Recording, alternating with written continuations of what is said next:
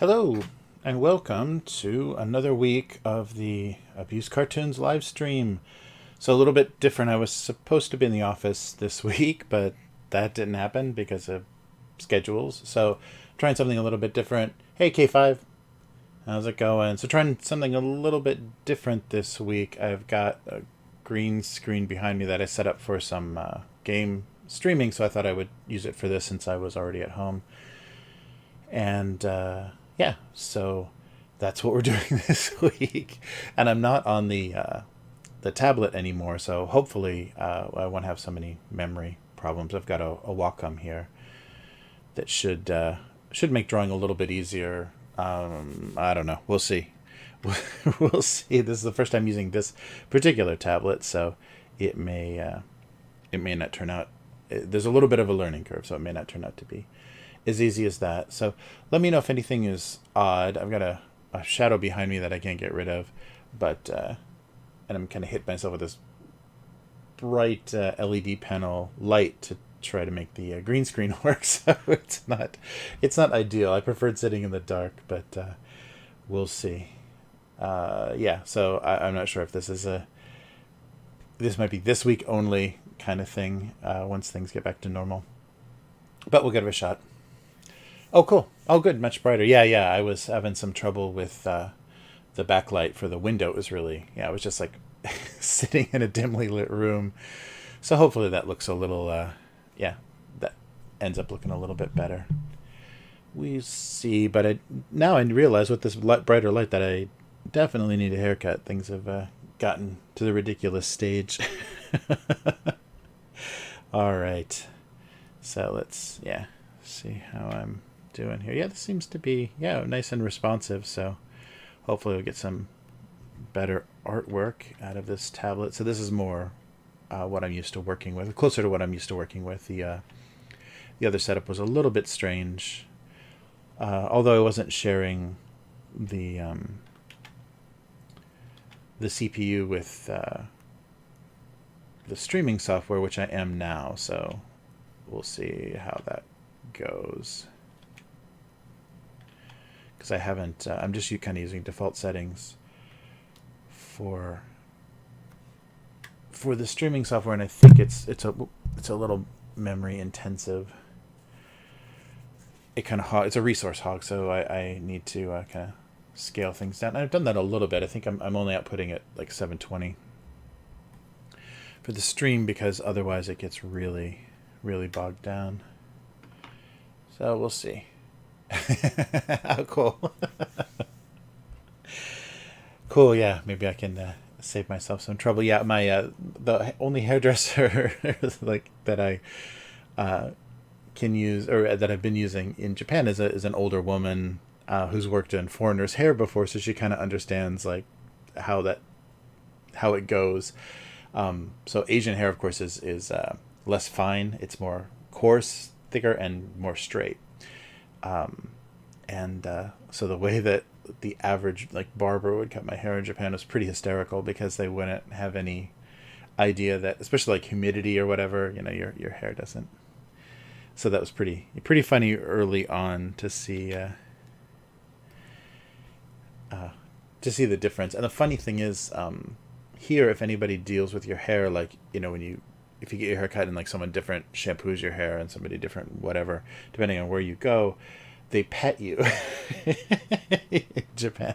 So it's kind of like, I guess for white people, it's probably the experience that black people have in certain circles where people are asking, can I touch your hair? So Asian people are interested in touching white people's hair in that same way, because it's finer and softer, so it feels strange to that. It feels like baby's hair.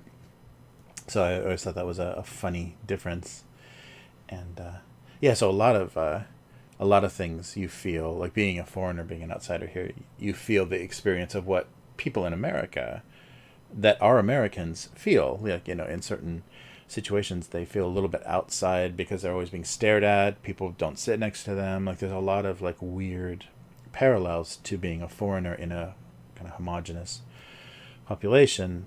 You get the same kind of suspicion, and also the same kind of, wow, you're so different. I want to, feel that difference. Let me touch your hair, which has to be very annoying in your home country.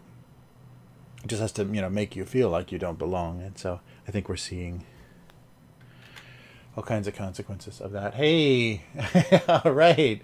Oh, we got everybody's on Twitch. Nice. So Joe is coming at us on the on the Twitch profile. Cool.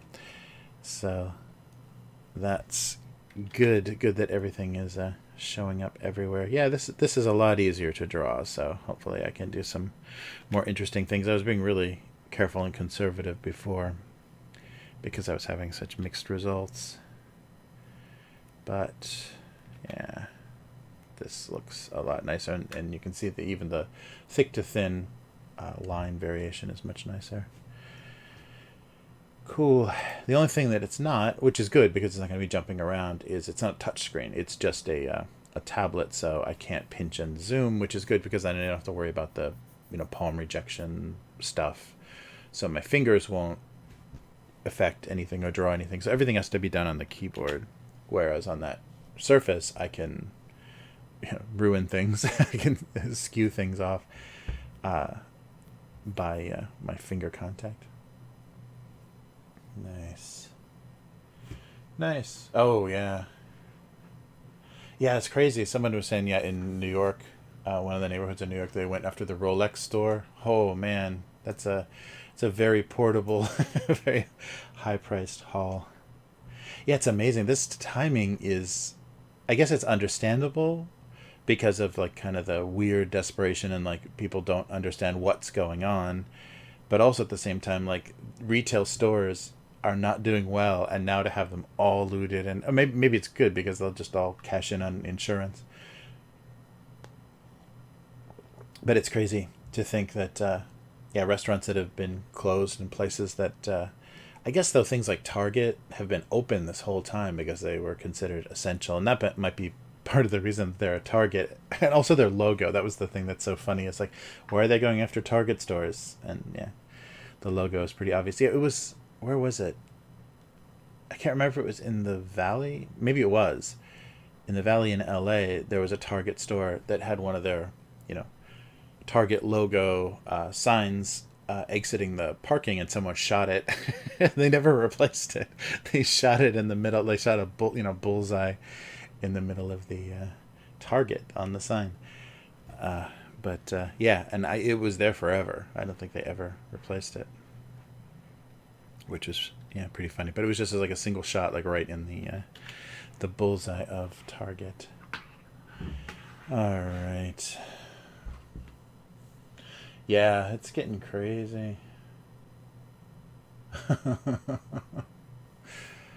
Yeah, and it's funny because it's all it's a very inclusive mob, or it's just a lot of white university. It looks like a lot of university students.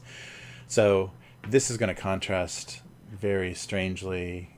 I mean, these are the grandchildren of the peace movement, basically, and it's sad that this is what was taken. The violent Marxist revolution is the message that they took from the peace movement, the anti-war movement of the '60s. If you want to bring about change, there's got to be blood in the streets. And I don't know. I don't think America is just going to roll over. And I mean, some cities, it seems like some cities will, but I don't think America is just going to roll over and say, okay, now you guys, you guys rule, you guys lead, all your backpacks and skateboards. Let us know that you're qualified. I don't know. It's a funny thing.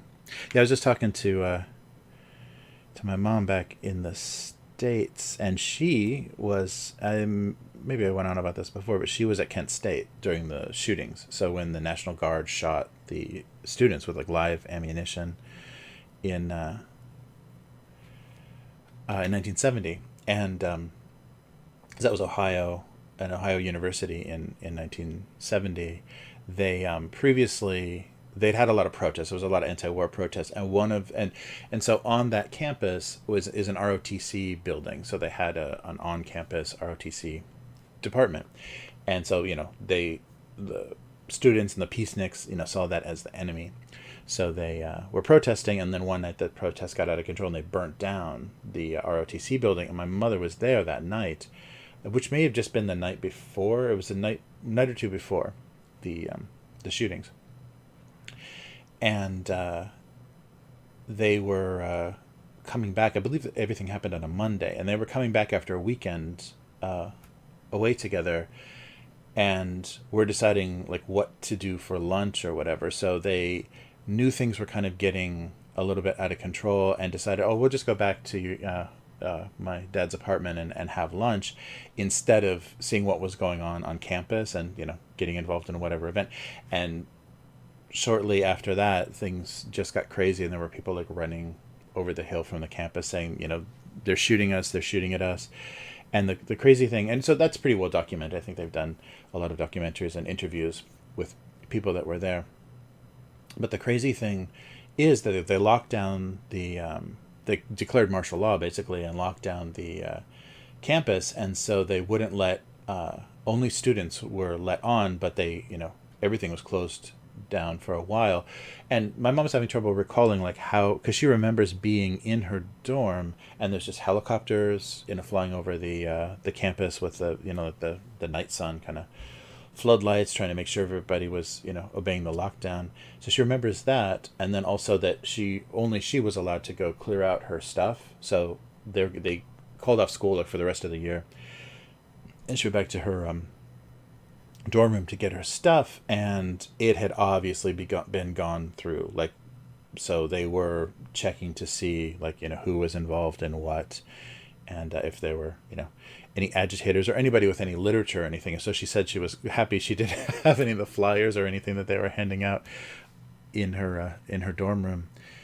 But yeah, that was crazy. So so helicopters, and then the other thing that she said is for a long time after that, a lot of the students were like yelling and screaming, they're snipers on the roofs, they're snipers on the roofs, they're still targeting us. And so the paranoia and the fear, I mean, of course, after having National Guard gun down your classmates, the fear has to be insane. But they were talking about snipers on the roof. After that, the students were convinced that they were still being targeted. And maybe there were like, strategic observation. If they're flying helicopters, there probably were people on the roofs, not necessarily snipers, but yeah, so the students stayed very, very paranoid after that. So it's crazy. Oh, Joe's Joe's back. Yeah, so that was an interesting conversation because I knew she was there. I knew my parents were there, but they had never. I hadn't talked about it with them recently, in kind of a more modern context, this more modern protest culture context, and yeah, I don't know. Now it seems like they want there's more of a motivation for violent political change, and I don't think America is a country that's going to, yeah, roll over the same way. I think things are going to get very bad before they,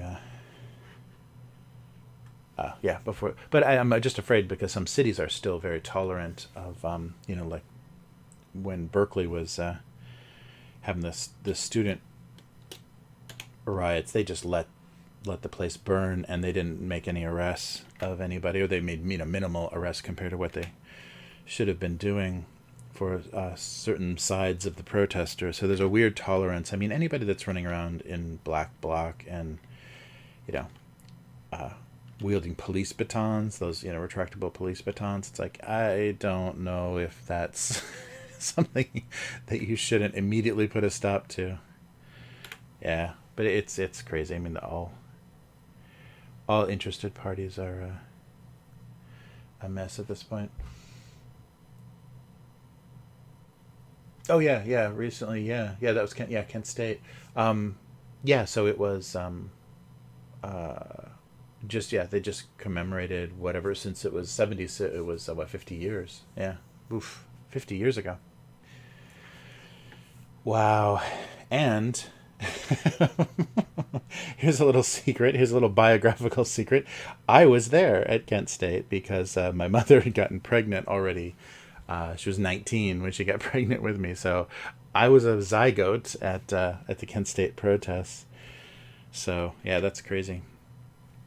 And the other crazy thing is my uncle on my father's side, or I guess my great uncle, my grandfather's brother, was the state's attorney that defended the guardsmen, and I don't think they were punished. I mean, I don't think there was, it was kind of a light, kind of upsetting punishment for for killing. But he was a lawyer, and he had become state's attorney at that point, and he was defending the National Guardsmen, or the state guardsmen. They may have been state, but he was involved in the case. So my family was like all over that situation. That was very, very strange.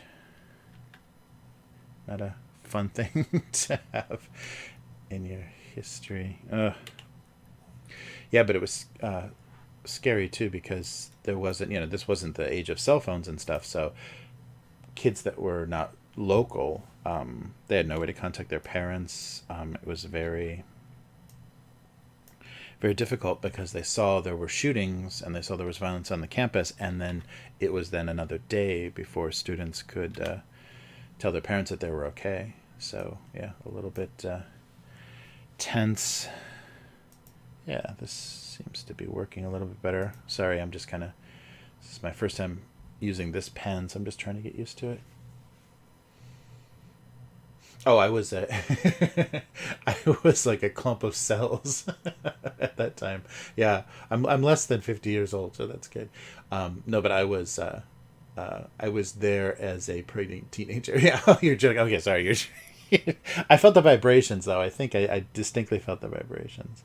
That's what's wrong with me. That's my mistrust of authority. Is in utero, I experienced incredible violence. So I never trusted authorities after that. Yeah. So that's really, really nuts. And I don't know. I mean, it's not good that these protests, may be being hijacked but everything's being done for heavy duty political reasons. I think it's going away from the original point the focus on police violence and the the actual events showing the frustration with the inability to this is the most effective response to show the anger involved in this situation. But now it's just becoming general anger in what, capitalism? Who knows? Yeah. But yeah, this is also not gonna give America any kind of moral high ground when they're dealing with the Chinese. If they're going to complain about the situation in Hong Kong, then China's just going to turn around and say, yeah, look at your cities burning. I thought democracy was the answer. Well, that's why we're not giving them democracy. We don't want them burning down our Gucci stores. Yeah, so it's this thing's a mess now. Yeah, that's going to be the difficult part. Is China is laughing and maybe funding this too. That would be the fun thing, is if we found out like Antifa is Chinese. Well, everything's Chinese funded, but yeah, if they had like direct Chinese funding, that would be hysterical, because America has done that. That's without getting into crazy conspiracies and stuff. I mean, that's been the job of the CIA and a lot of American interference in South America and other countries. And even just recently, within like the last 10 years, there was definitely proof that America was trying to infiltrate universities in Iran, kind of prior to the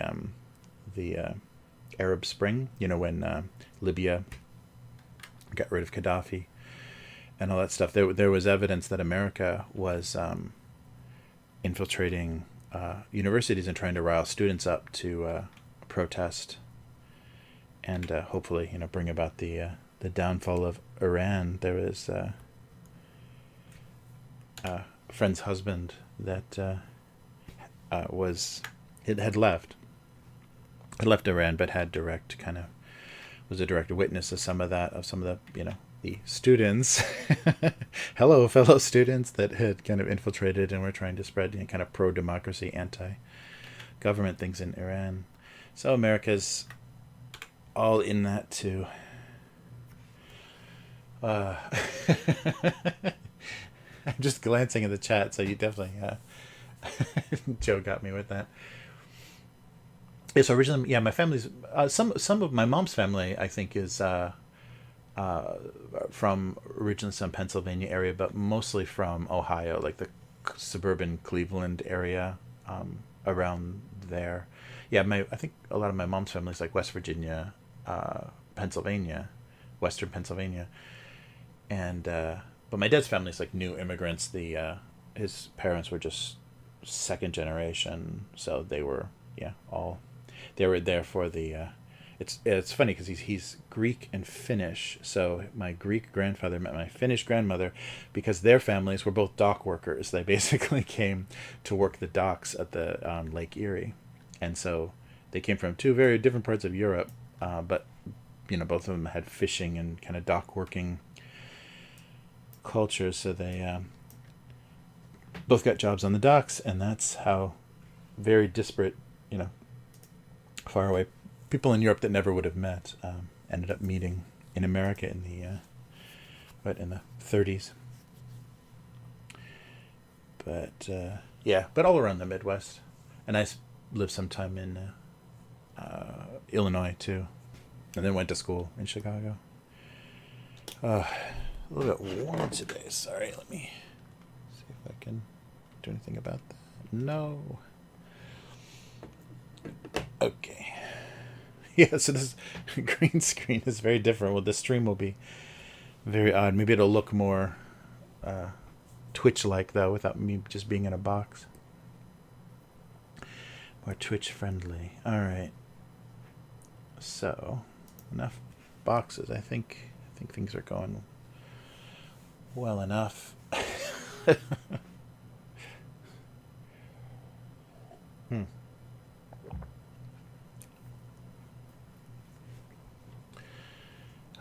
So yeah, I hope everyone's doing well with everything. I mean, this is just so we've gone through this like kind of weird depression, isolation, and now we're just like witnessing like random acts of violence. Yeah, I don't know. I just get really annoyed when I see people hitting other people's skateboards. I never was a fan of the skate punks. I always thought that was a funny thing to walk around with a plank of wood with like metal chucks on it that you could just wail on somebody with. All right. This seems to be working better. That's good. I was worried it was not installing well for some reason. When I just plugged it in, the USB was not giving it the ID or something that it wanted, so the driver was failing. So that was worrying me a bit when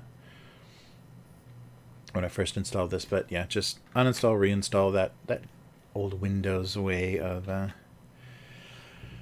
rinse and repeat until it actually shows up, and until you've removed whatever was in conflict with it or whatever. Because I've got a lot of USB stuff plugged in on this machine, so getting rid of a lot of that I think helped.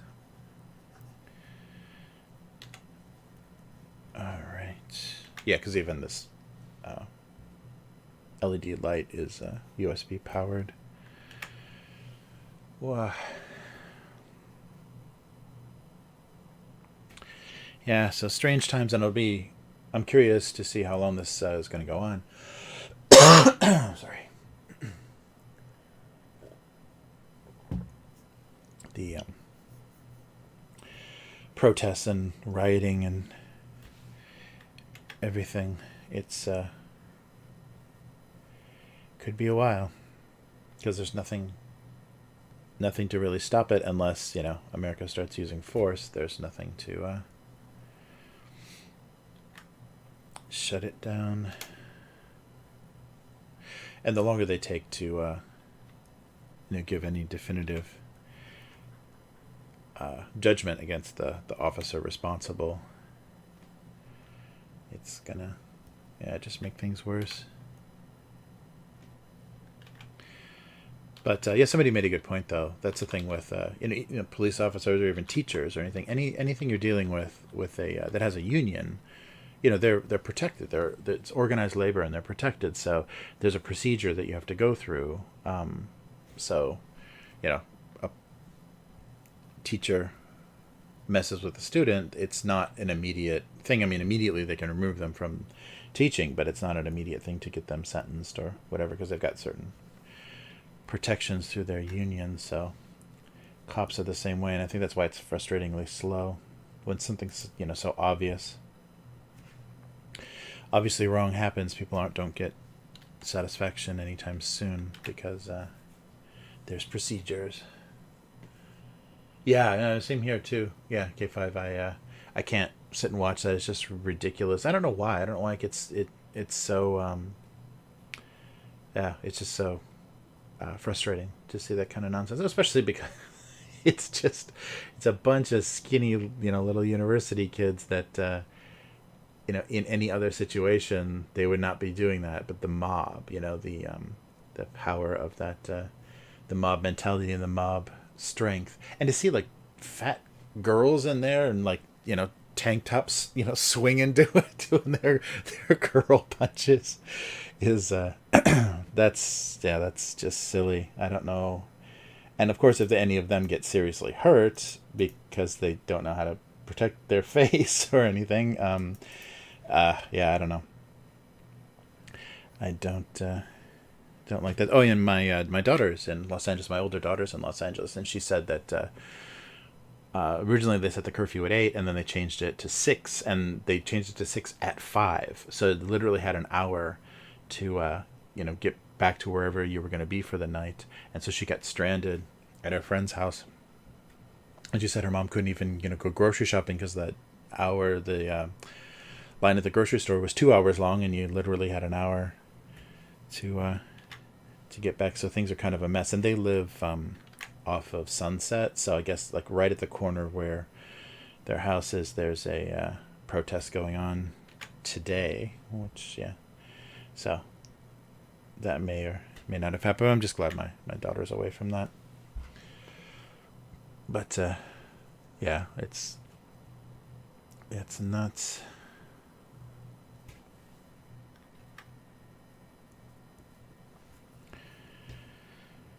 All right, so I got to come up with some ideas here.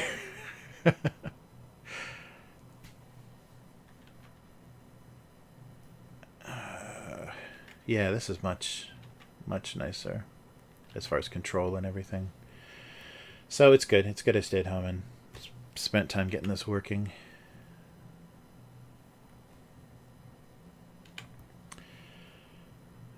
Yeah, so my wife had to work today, which she didn't plan on, and my daughter's still only going to school 3 days a week, so we still have to be home at least 2 days a week. And already things are kind of getting back to normal in Japan. I mean, that could change instantly, but the university interns that work at the pharmacies are all coming back now, so she had to be there to kind of help that happen. It's a nice program. The students get credit for it, and then the universities also pay the pharmacies to train, and so that the students are they're interning, so that they're just getting credit for it, but the universities pay the businesses to deal with that. So it's a good situation, and then they can also have a variety of experience because as a pharmacist there's kind of your local CVS kind of pharmacy, but then there's also hospital pharmacies and things that are totally different kind of work. So kids can figure out what they want to do, or if they just want to stay in a laboratory. So that's a good thing to be able to do while you're still a student, is figure out what kind of work you want. And a pharmacist is a lot like being a nurse, like being an RN. It's very portable. Like that degree, that license is very portable. So you can always find work no matter where you want to live or whatever. So, yeah, so my wife's busy doing that.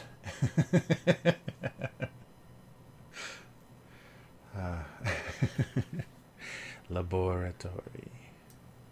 I was watching the new, it's not very new, but I set up a VPN. I hadn't had one for a while because Netflix and Hulu and everything is in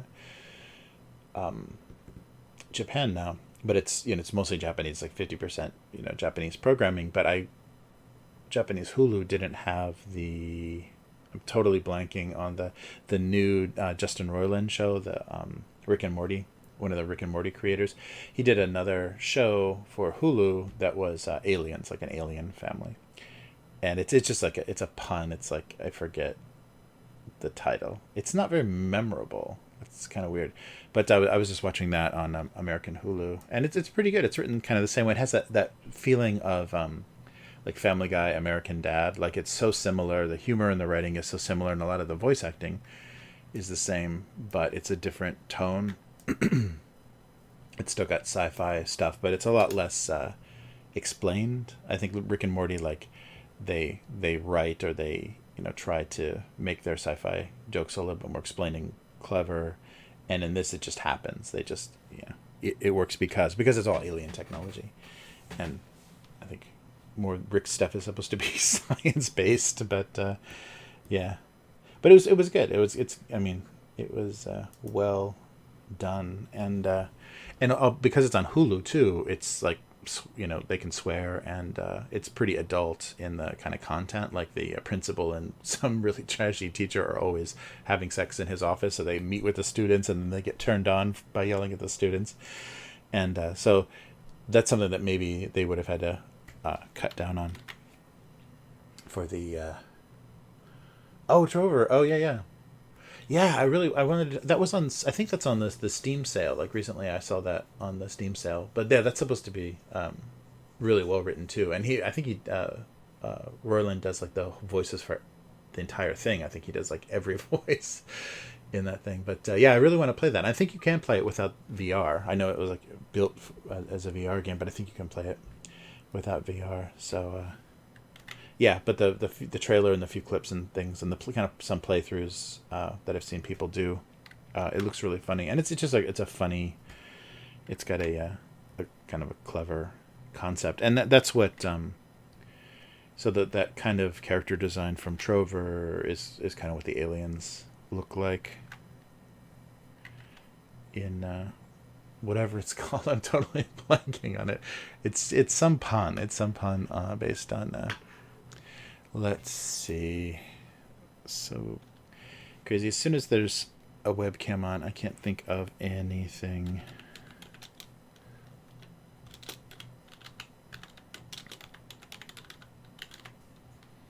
Solar Opposites, that's right. And so instead of polar opposites, Solar Opposites is the name of the show. Yeah, it's an okay pun, but it's not very memorable. Like there's nothing that like directly connects you to the content of the show and stuff. So yeah, Solar Opposites on Hulu. And I was really curious about it. I wanted to see it, and since it wasn't coming to, I think because there's a big delay, especially with comedy, that has to be really hard to translate jokes. So that they make any sense in a kind of very opposite culture. So that kind of stuff is really delayed. It was crazy though. For a while, Japanese Hulu was showing Saturday Night Live episodes the day after they aired in the US. So that translation team must have been killing themselves to get Japanese subtitles, because of course there's no dub for it and it's just a live sketch show. But they did do subtitles, and I wonder how bad the quality of the subtitles were as far as like getting across the jokes and everything. It might have just been a real direct translation, because the turnaround was so fast. It's like 90 minutes of show that they had to translate in 24 hours. Wow. Hey, Sedona. Good. Yeah, we're just basically talking about what is this, social unrest, whatever. Yeah, everybody is enjoying all that now. The extra layer of strangeness on top of everything we've been dealing with already. So we've been sitting at home, listening to no good information from the news, and now we're seeing horrible video of every town or every major city burning. So but yeah, everybody is safe so far. Everybody's been able to kind of stay out of everything, so safe from the health crisis and safe from the social unrest.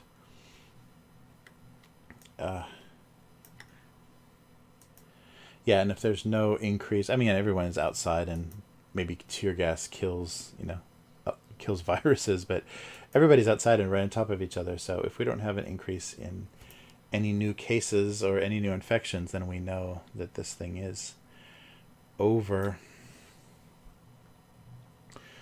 But yeah, good to see you, Sedona. It's been a while. I had so last week my schedule was screwed up, and so I did a Saturday night stream. Or was it Friday night? I guess I did it on Saturday, so it was like Friday night stream, so that got things got a little off track.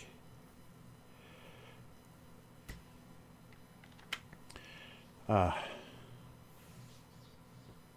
and trying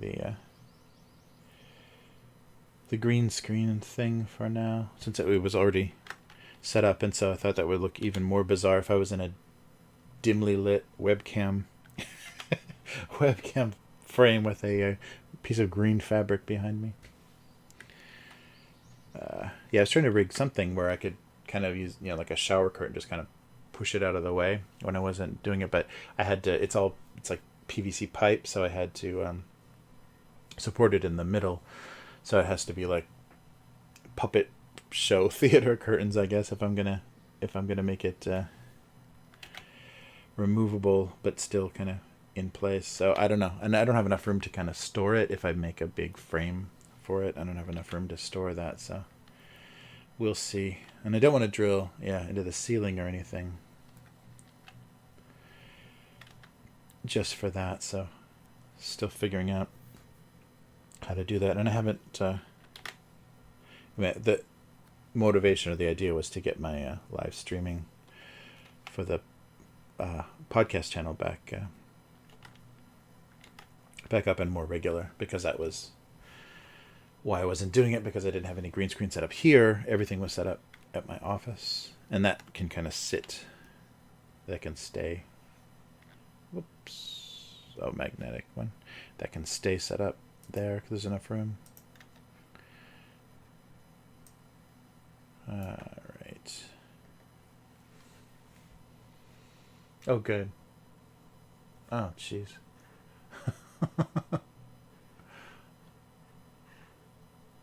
Yeah, that's weird how the vehicle thing, like there's been a lot of video of people going after police cars, or just stopping, or kicking doors and pulling handles on just civilian cars that are trying to get through the protests. And it just seems like more and more it's like people versus vehicle. And that's after the what was that, the Carolina protest, the Civil War statue protest, where the guy drove into the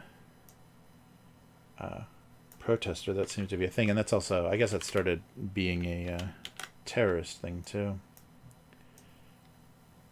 There were terrorists, whatever, cells with the idea that they should use cars as a weapon. So we had some of that too. So people versus cars is not something I watch a video of. That's gotta suck though, to get caught because if a protest starts crossing the street and you just happen to be wrong place at wrong time. There were a lot of people in the LA riots. That was the situation, because it was a pretty major, like a lot of people went through the areas of those riots for to get to work and stuff, and because a lot of people are jumping on and off the highway, they take a lot of surface streets to avoid kind of rush hour traffic on highways. And so a lot of people just drove right into that, and that has to be crazy, because as soon as they get that door open or break that window, it's it for you. You're part of it. Oh, good. Oh yeah, I should look at that. Yeah, I've seen that. I saw like ones you can put on like a back of your computer chair, so if you zoom in enough. But I should do something. Yeah, especially ones that are more like those like reflectors for photography, where they've got a wire and you just kind of can twist them down. But I should do something more portable. It's not. I didn't quite get it perfect. My lighting situation's not perfect. I didn't work on it very long, so I've got some weird shadows and stuff. But I can balance that out with another light on the other side of me. But so it seems to work.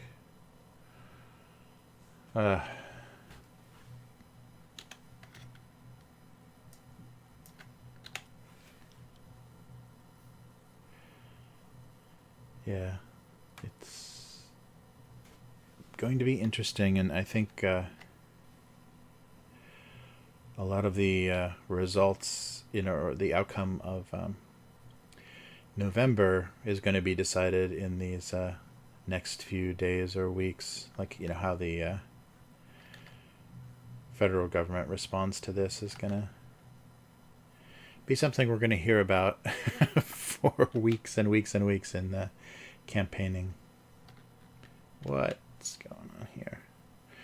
Although, there hasn't been... I guess it's nice, though. It's been kind of radio silence. We haven't heard a lot during the lockdown. Just the occasional tweet. Yeah, nothing too much. But yeah, it's definitely going to start now because this has political opportunity written all over it. I think for anyone going against. Yeah, I just got behind me is just fabric. Is just the photo green fabric over a PVC. I just did like a little. Actually, it's kind of a T shape braced on the two little cabinets behind me, but a T shape of PVC, just with that fabric draped over it. So it's very temporary, but oh no. Oh, nice.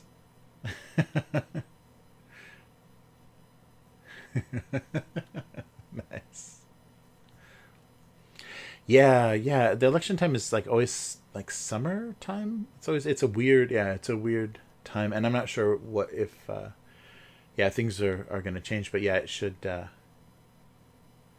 be oh wait, I'm seeing things that I'm not seeing in the chat. Yeah, the elections coming up, but the party that's been in power is has been in power forever. There's not really anybody strong enough to kind of contest them. So they haven't even had to negotiate those kind of like two-party collaborative governments. And so yeah, no one's been really happy with Abe's handling of the bad weather, but nothing terrible has happened. So yeah, we'll see.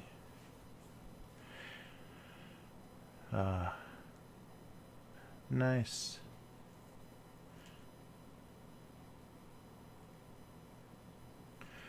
Hey Rev, thanks for coming by. Yeah, this is I'm just trying to catch up this week because I got behind last week, and it was just streaming a couple of days ago at a little bit earlier time, so maybe that worked out a little bit better. So nice.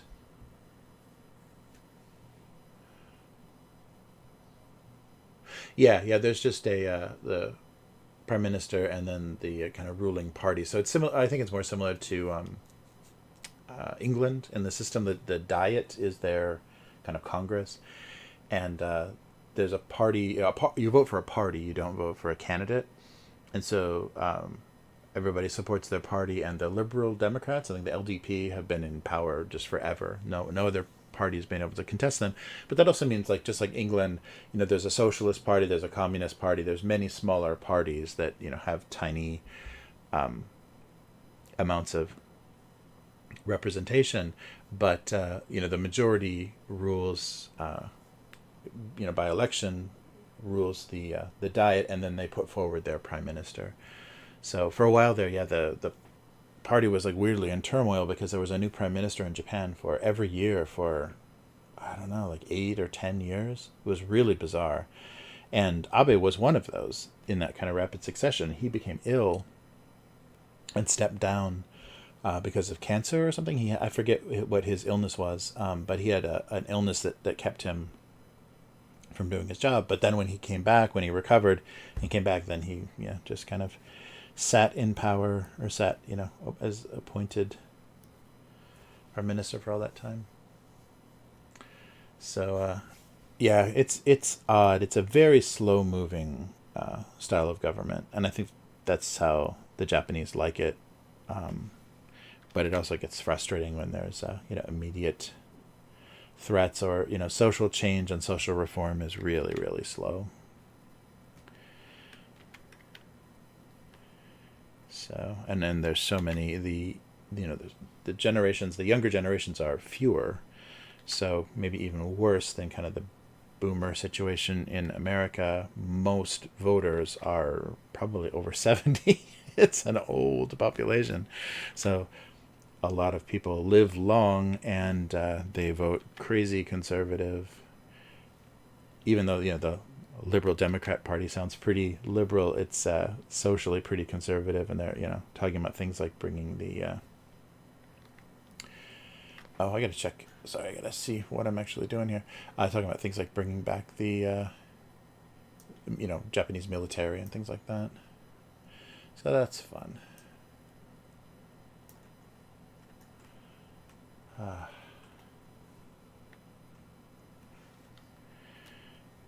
All right. Yeah, tablet's working okay.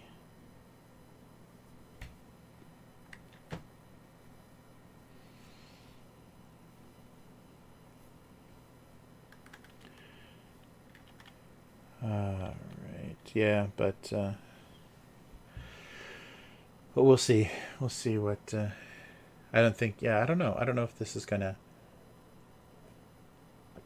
If the lockdown and everything is actually going to have big political consequences, maybe on the more local level, like maybe some cities that were hit harder are going to vote out some of the local representation. But I'm wondering, as far as like nation on the national level, I wonder if there's any countries that are going to, maybe Italy, but if there's any countries that are going to have political reform as a consequence of what happened. All right, so I just keep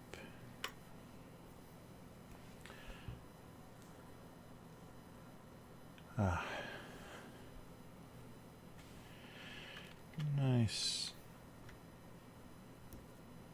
Yeah, this is a much nicer. That was getting pretty brutal drawing on that little Surface tablet. It kind of barely handled Photoshop, so it had weird mystery lag.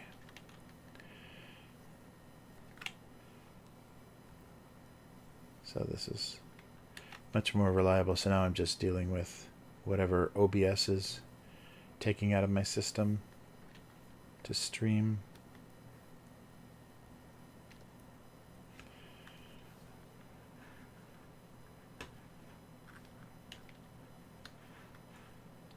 Oh, Northern California. Beautiful. Yeah, beautiful area.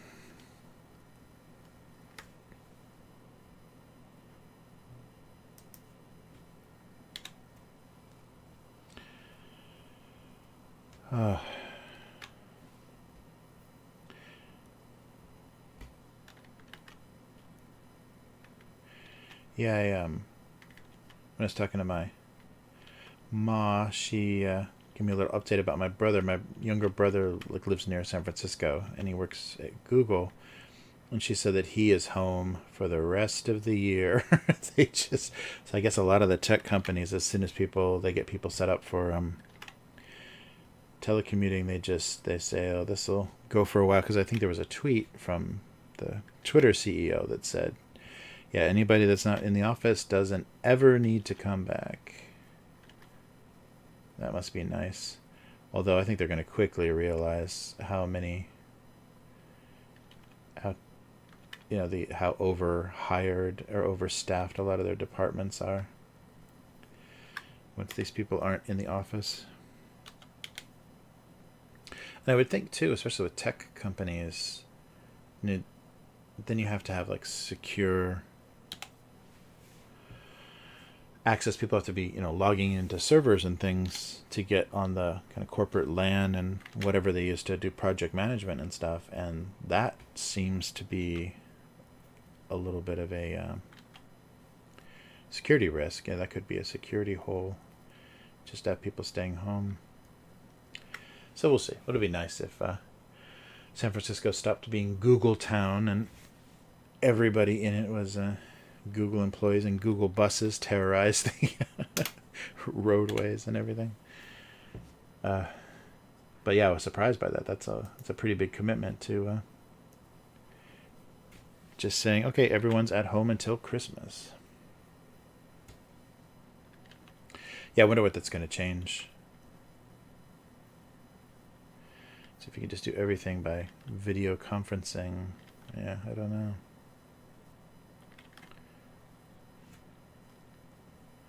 But maybe a lot of companies are going to realize that.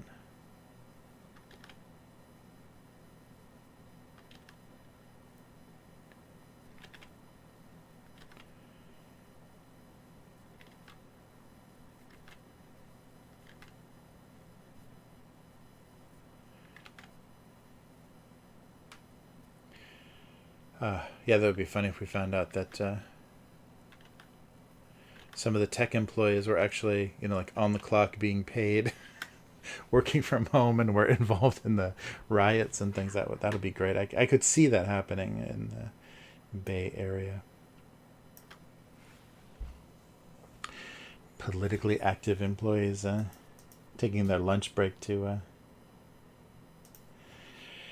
take to the streets. Okay.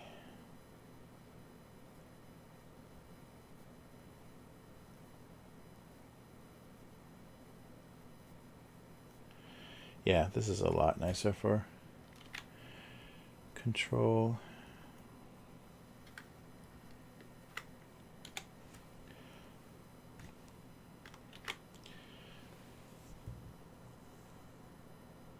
Oh, wow. Yeah, yeah.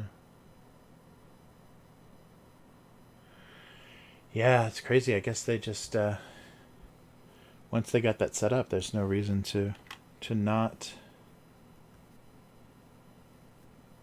And it's going to help with everything, with congestion, with the traffic congestion, and the companies now aren't going to have the utility bills if they're not have all those workstations running. If people are paying for their own electricity.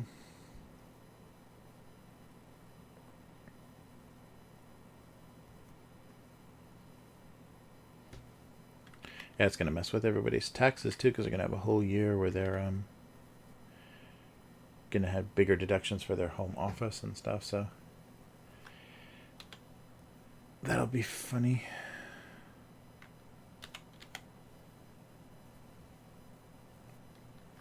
But I think his wife she's been like permanently working from home. She does like software for a insurance company. So I don't think she's ever gone in, or she like rarely goes into an office. So that's their new life. But I don't think they both have offices. I think there's only one extra bedroom, so they don't both have home offices. So yeah, I'm curious how that's going. I'm drawing detailed things that I can't really draw eyes on.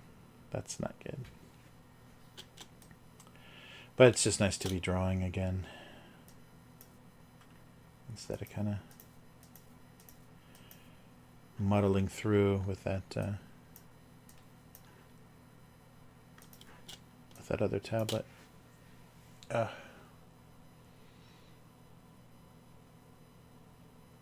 Oh, that's crazy. Yeah, yeah. Yeah, I can't imagine. I've just heard, just kind of random complaints, but yeah, it sounds like, and there's nothing to do about it. It's very strange to see, like Uber threaten taxi services and Google buses interfering with public transportation. It's really odd, the kind of arrogance of the tech companies.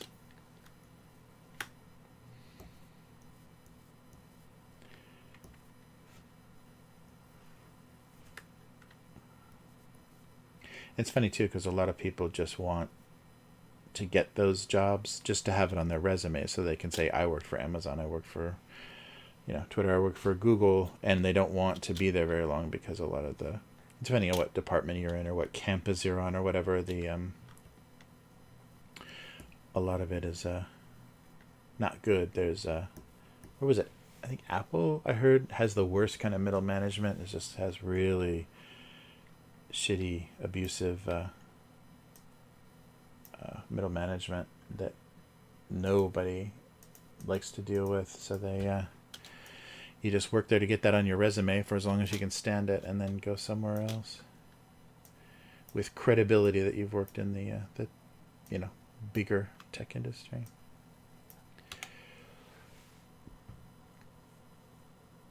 Oh, that's good. That's good. Yeah, when there's not competition, definitely for taxis. If it's just one, that's good. Yeah, that was something. Japan did that. They protect everything domestically, so they did that right away. With taxis, they didn't keep Uber out because of domestic taxis, but they said they made it so that taxis can answer Uber requests as well, so they're included in that system. So it can either be a taxi or just an Uber only driver. They made that a requirement. Yeah, that's the really frustrating thing in Tokyo. You'll be downtown or in a busy area, and there'll be this huge line of taxis just going for blocks and blocks and blocks, but you can't take any of those taxis because there's a very rigid system where only the taxi stand is only where you can get these cars.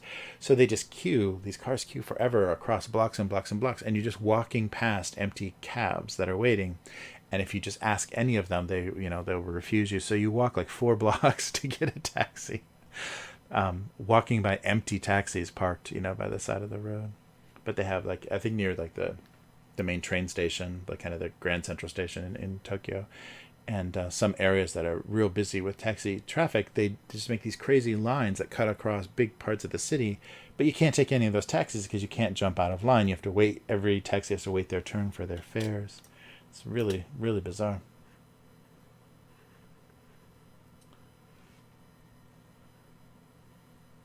Oh wow, well that's good. Yeah, that was a huge difference too. How that changed that kind of monopoly of you knew how expensive something was going to be, and then Uber was able to undercut that.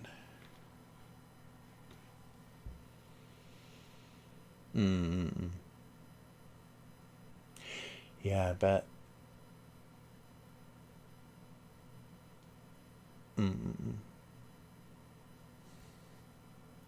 Yeah, it's very strange, and I guess they really tried to get, because you know how you have illegal taxis. A lot of even in LA, you'll have people that aren't, they don't have taxi medallions, or they're not official taxis, and you'll have people trying to, especially at the international terminal, they'll try to get you to give you a ride from the airport, and are really aggressive, real friendly, but really aggressive about it. And so some, polite foreign tourists will just get in whatever car that seems convenient. They don't know it's not a legit taxi.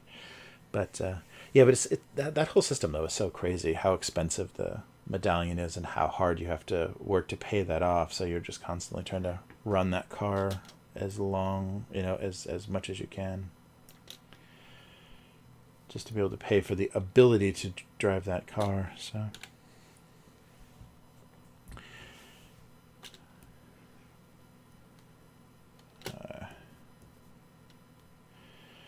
Alright, what else am I doing here?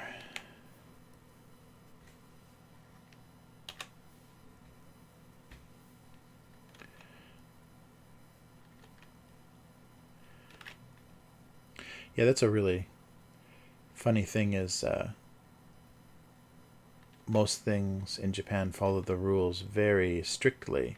So when you find something like a business or someone that doesn't follow the rules, I mean, you are brushing, that's you're getting very close to, the underground of Japan, the very illegal, the payoff police, kind of Yakuza connected part of Japan, because just everybody follows their little guidelines. I mean, there's bending of the law, but if a a company or whatever has rules, everybody follows it. There's no kind of bending or kind of manipulating the rules to your personal advantage. So that's a very funny difference. Because yeah, somebody that's very willing to break the rules, that they're involved in some stuff. All right. Wow, yeah, this is starting to look like my previous cartoons, my non-drawn at-home cartoons. Ah, yeah, yeah. Yeah, right, right. I can see that, yeah, with liquor licenses. Mm. Yeah, I guess in Japan a liquor license is a pretty easy thing to get because a lot of bars are foreign owned. There's a lot of foreign owned bars in Japan, and I guess that's not a big deal. There's a guy that I met that has a video game themed bar, like a retro gaming bar in a really nice area, and I don't think the liquor license was the least difficult thing to manage. I think though, what was it? They had some weird political trouble because there's only a few game cafes, like video game bars and cafes, and some city politician was harassing those businesses, saying that if they don't rent games, I forget what it was, but there was some law that they were trying to say that they were violating because they weren't game rental shops, and so you can't have games in a place that there was something very odd, and so they had to all file for like retail licenses or something. Even though they were bars, they had to have the ability to sell games or something. I forget what it was, but they were that was a few years back. But that really sucked. And it wasn't they weren't harassing foreigners. It was a lot of Japanese. It was Japanese owners as well. But yeah, they got harassed, and maybe because they're a new kind of business and they haven't quite learned who they need to take care of, who they need to pay off to make sure that kind of stuff doesn't happen. They didn't have their interests looked after politically. Yeah, so, and I heard they had to spend a lot of money like legally getting it sorted out, but I never heard what the final outcome was of if any of them went out of business or not because of that.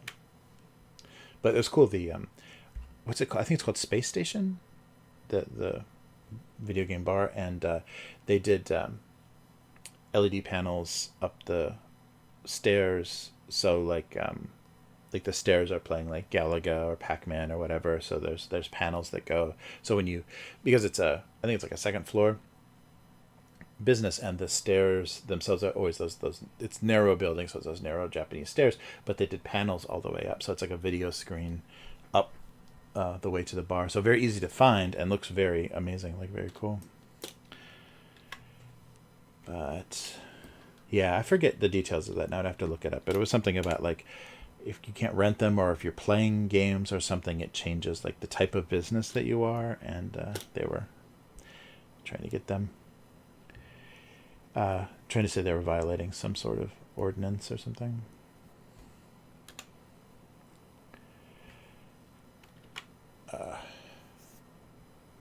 Oh yeah, yeah, yeah. They're yeah. In Okinawa, it's very different, and Okinawa is still technically Japan, but in Okinawa it's very open. There's tattoo parlors everywhere, and the military is big customers, and then even Japanese will have tattoos, but culturally tattoos, like, it's kind of a weird way, like how the American government use pot laws to try to control undesirables. Like anybody that'd be politically active would probably also be smoking, so they could probably get them for possession. So they made marijuana the very much more higher level substance than it should have been.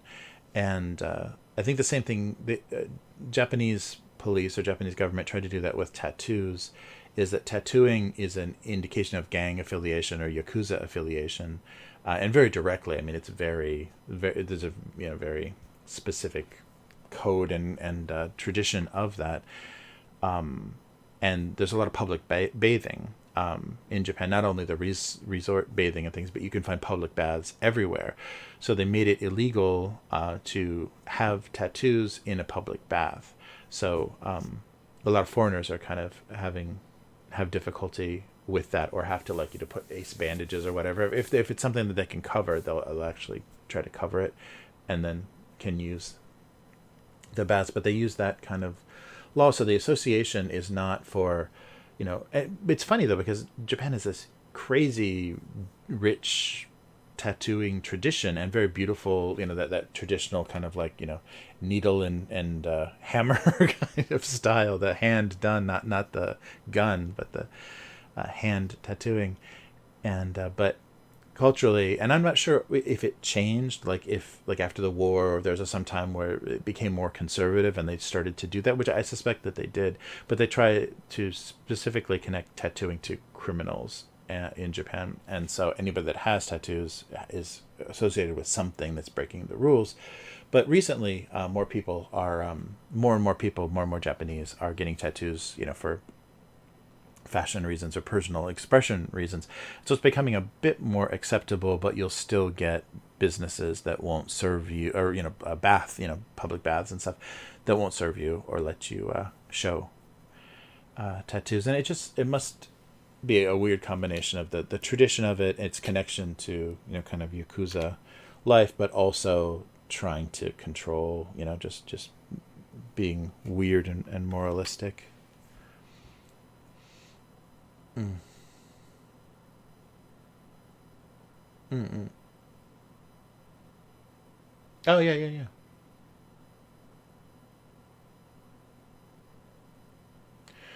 Yeah, yeah. There's some. Yeah. I think Kotaku did like a feature about the gaming bars in Japan, and the one owner. I'm totally blanking on his name too. The one guy that I know that runs the space station.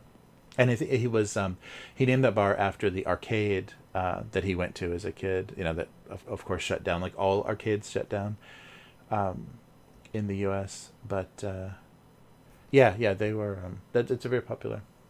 Oh yeah, right, right. Yeah, the tapping, that hand done tattooing, where you basically smoke opium and have someone tap on your back.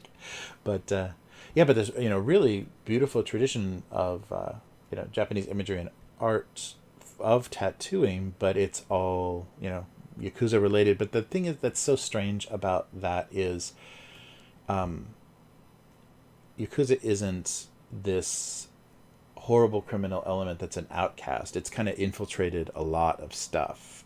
So it's just kind of a fact of life and kind of accepted, tolerated by the government and the police. And as long as they only kill each other, there's not violence. It doesn't get too out of control with kind of families warring. That it's tolerated, and so it's a weird. And I think that came from the wartime when. After the war, Japan was occupied by Britain and American forces, and so the authority was the American military, British military police, and that was intolerable for a lot of Japanese people. So they turned to the Yakuza. If they had a problem that they wanted dealt with, they didn't go to the foreigners, they went to the locals, and that ended up being the Yakuza. And so black markets and things ended up being very vital and very important parts of the kind of rebuilding process and people's daily lives in just like demolished post-war Japan. And so because of their role in helping rebuild Japan, it's been a tolerated thing for a while. So there's a weird kind of intermingling and connection, but even though they have things like they try to, you know, be anti-tattoo because they're associating it. Yeah, it's funny. It's very complicated socially in Japan. And also it's that very Japanese style of saying you don't tolerate something well, completely allowing it to exist, or even funding it. No, we don't have any affiliation. So a lot of construction and things seem completely legitimate, but are very mobbed up, are very tied to Yakuza, and things look very legitimate. It's only if you really know the owners or really know what the functioning of the business, do you know that it's criminal related. But I think a lot of them try to have as much legitimate business as possible, so it ends up being construction and things. That was one of the things I think a connected company after the cleanup, or after they started the cleanup for the Fukushima disaster, they gave contracts to a company that was mobbed up, and they ended up hiring just a bunch of homeless people or something to do some of the cleanup, and pocketed all of the money. I mean, hiring homeless people, they probably just like bought them some alcohol and sent them with brooms to sweep up the radioactive fallout that was all over the that area. But that was a bit of a scandal. But then it just kind of went away. Oh, of course that happened. It's like, what? That's just an, oh, of course that happened. They just kind of accepted the yeah, those things tend to go on. So that was, yeah, I was surprised by how tolerant people were. But yeah. So it's tricky, and doing any kind of property, because my wife told me that my so a lot of families in Japan have kind of a family have kind of a family company. Like they kind of consolidate the family money with a company, and then they invest it. So they buy properties like, vending machines or parking garages or apartment buildings or something, depending on the amount they have. So they invest that money into something, and when you do that, you can run into criminal elements that are trying to dominate an area or take over a business or whatever. So I think my wife told me that there was a parking garage that they were kind of being forced to, or encouraged to sell, and it was because there's some kind of company with Yakuza connections wanted that area or whatever, and they wanted to take over that business, so they had to kind of negotiate. But they just negotiated. It wasn't anything. It was all done business wise. It wasn't anything too brutal or intimidating. But they felt the pressure of you gotta do the right thing or whatever, an offer that you can't refuse. So yeah, it still exists, and there's a lot of like the lower what's the I can't even think of the mafia expression, but kind of like foot soldiers, kind of the young kids, the lower down, the thugs kind of lower down in those organizations have a lot of cute money-making scams and things. So I don't know if it's as common now, but I used to run into weird situations where there were these just weird common scams that would happen, and it's usually just the lower end kind of street goons that had these little ways to make extra money. So they'd have their girlfriend hit on you in a cafe or something, or do have like force you to buy something from them. That's a weird thing, like kind of threaten you if you don't buy this painting or something from them, some really odd kind of thing those kind of stories are very funny, but more from the bubble time. I think more when people had more money, there was more more motivation to get after those overly rich Japanese from the 80s.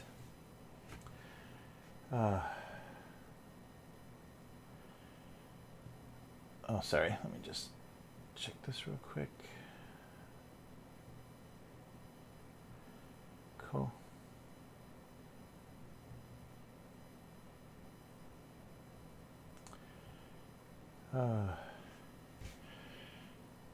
Oh yeah, I dropped out of my Monday night. I think it was becoming Tuesday night, but my Monday night Star Wars game, that RPG that was going on.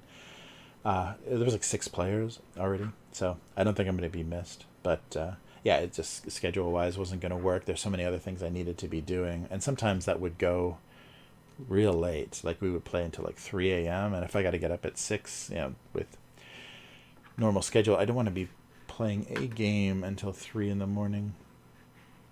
So I had to give it up. I did the mature thing. Oh, soldiers. Thank you, Joe. Thank you. I had been watching Sopranos and I completely blanked. Yeah, there's a weird name for them in Japan. I think that's what was confusing me. Is there's a the translation of what they're called in Japan is odd. It's not quite soldier. Yeah, right. Soldiers. We're soldiers. Aid. Uh, that's right. Yeah. I just got to the part. What is it? Season 5, where FBI have Adriana now, and everything that doesn't go well for Christopher, she's trying to talk him out. We should just leave. We should do something else. We should go somewhere else. We're soldiers. I'm a soldier, Aid. I can't walk away. That's crazy. That's a hard character to watch her kind of downfall, even though they've done that, with previous characters. And I love that every character that disappears is a rat. Like every time a character is killed in the show, it's like, well, where did he go? Witness protection program, because he was a rat. But that gets, when that starts to close in, that whole episode, the end of Christopher's girlfriend is pretty brutal. Thank you, Joe. I'm telling you, it's the camera. I can't think of anything if I'm streaming. I have no vocabulary, no memory of names, nothing. All right.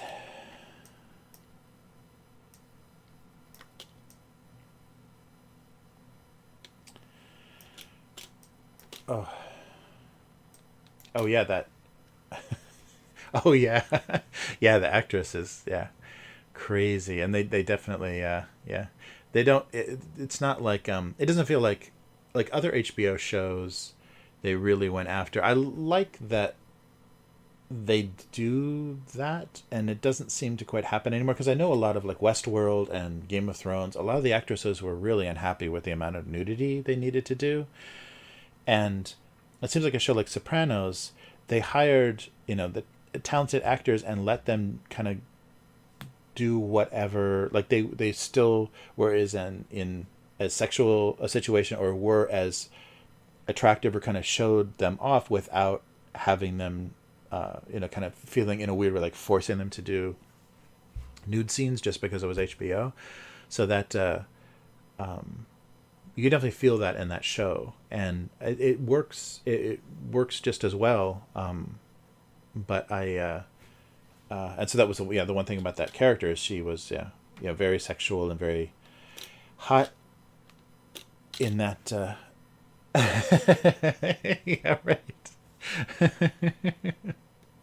Yeah, they did an interesting job of the actress that played Carmela. Like, she had her phases though, but in that New Jersey way. Yeah, yeah. I saw her the first time I ever saw that actress was in a Hal Hartley movie. She was in Trust, the little indie film by Hal Hartley, and played like the older sister.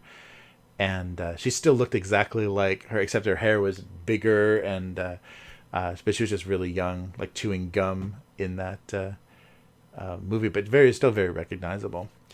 But a really, really good actress. I mean, just the season 5 is also the divorce stuff, is also the separation period between Tony and Carmela, and some of those scenes between the two of them are so intense. I mean, they do a really good job of that weird range. Like, if you've ever been through that, or just anybody, if you've been through a breakup or whatever, when you're kind of talking about your relationship or talking about what wrong, or trying to get out your anger, just the way that those conversations move, and you have like these fond memories of someone, and you tell them things weren't all bad, or you used to be good, or you were always my guy, or those sorts of things, and then to then just the dip into that like hatred and anger, and like kind of angry outbursts, that they both do that so well.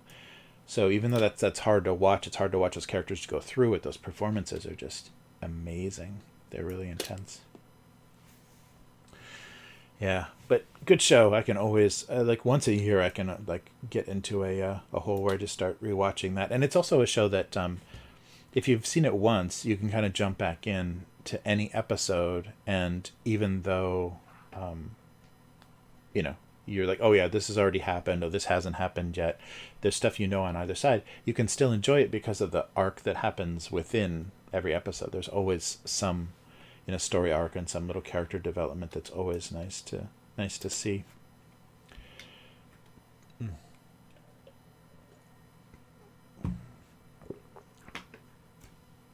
But yeah, that's crazy.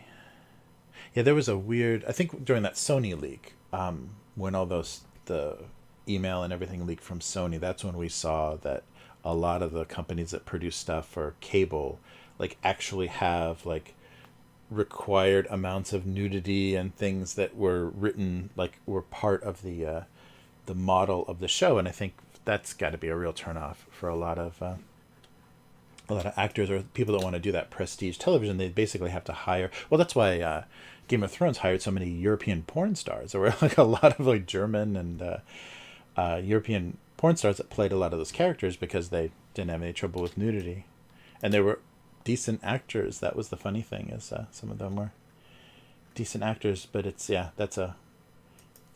was a really odd thing, like on the corporate level. I mean, I guess it was long enough. The few years ago, it was 10 years ago or whatever. So it was a different time when people were still able to say things like that, as long as it didn't get out publicly. It's crazy.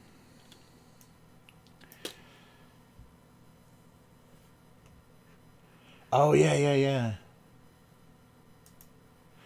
Yeah, the Latina. Yeah, she just got burned. Sorry, I don't want to spoil it. Sorry. Yeah, she just had her accident. In the episode that I was watching. Yeah. Her. Yeah. She was originally Ralph's girlfriend, and met Tony when they were both with the horse, looking at the racehorse. And I'm blanking on her name now because I'm on camera. But yeah, she was really cute. I really liked what is it, Greta Scacchi, the girlfriend before the art dealer, before the Latina art dealer. The That was really dark, and that relationship was really good. She's such a good actress. Yeah, that was really good. Yeah, too. And it's so funny to see, because when they cast girls that are like 5 foot or whatever, that are tiny, next to Tony, he just like picks them up under one arm. But yeah, that's what the art dealer. Oh, the car sale. No, car sale. No, you're talking about the car. Yeah, right. Salesman was Greta. Yeah, Greta Scacchi. Yeah, what was her? Yeah, she was in. She's been in a bunch of stuff, but she was in Jungle Fever. She was in the Spike Lee movie. Yeah, she's done a lot of stuff. But yeah, she was really. I mean, yeah, that role was really haunting and really good. And I like how she came back in his dreams too. But yeah, I was thinking about the art dealer, the next girlfriend that he had, the one that did all the practical jokes. Yeah, but it was so creepy. The car saleswoman got really creepy because she got real close to, like, she drove Carmela home that one time and got like, so she knew where Tony lived, and yeah, had his wife's phone number. And that was the threat too, when they called it off, is as he was leaving, she's like, I'll call your wife. And yeah, that's when things went bad. But oh yeah, you gotta watch that show. If you haven't seen that show, you gotta watch it. And I think it's free. I'm not sure if it still is, maybe because they just launched HBO Max, so maybe it's not free anymore. But it was free for a while on HBO Now or Go, or whichever one. They really screwed up their branding for that, because there's Go, Now, and Max. And one was the one you get from your cable. You have to put in your cable provider, and one is the one you pay for. But they had, different content, and now they have Max that has now their original content. So it's even more confusing.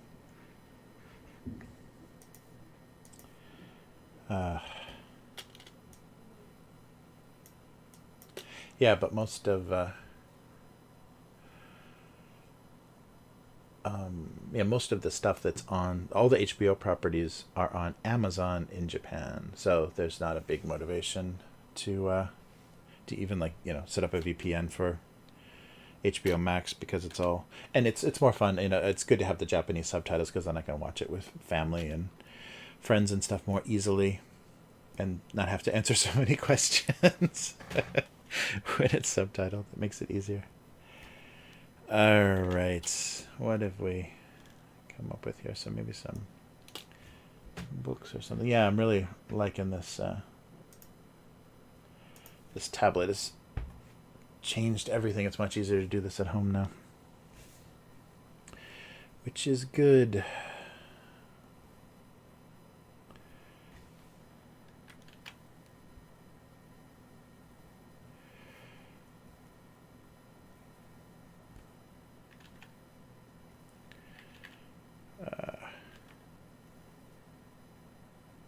I just saw some YouTuber was talking about a new Fox reality show, and I don't remember the name of it, but it's like it's like The Bachelor or one of those like dating shows, except they're trying to get pregnant. Like the intent is not to get married, but to like have a kid. So it's like a dating show that's very have a baby oriented. That sounds insane, and that sounds like the lawsuits can be just brutal with something like that. Yeah, I just I can't believe that they're getting so desperate for ideas that they're gonna, and now we'll bring a life into this world. Brought to you by Fox. But maybe if they give you enough guarantees, right? You get like a certain number of shares of Disney stock or something that the kid will be taken care of. So even if the relationship doesn't work out. Yeah, that's really crazy. Yeah, they tried to do kind of a I don't know what the Big Brother maybe like the equivalent. I don't know what the equivalent of it would be, but the Terrace House in Japan, and so it's young kids, like young pretty kids in a in a loft condo thing somewhere, probably in Tokyo, and but the funny thing is the tension and the competitiveness and everything is so polite that I don't know. I don't think it's like really marketable for the outside of Japan, because the conflict and everything is very quiet and very internal and very polite. So it doesn't have the fireworks and the drama of the usual reality TV show. So I thought that was very funny. That yeah, even if Japan wants to do it, they can. Yeah, it's crazy, and I don't. The thing that is really.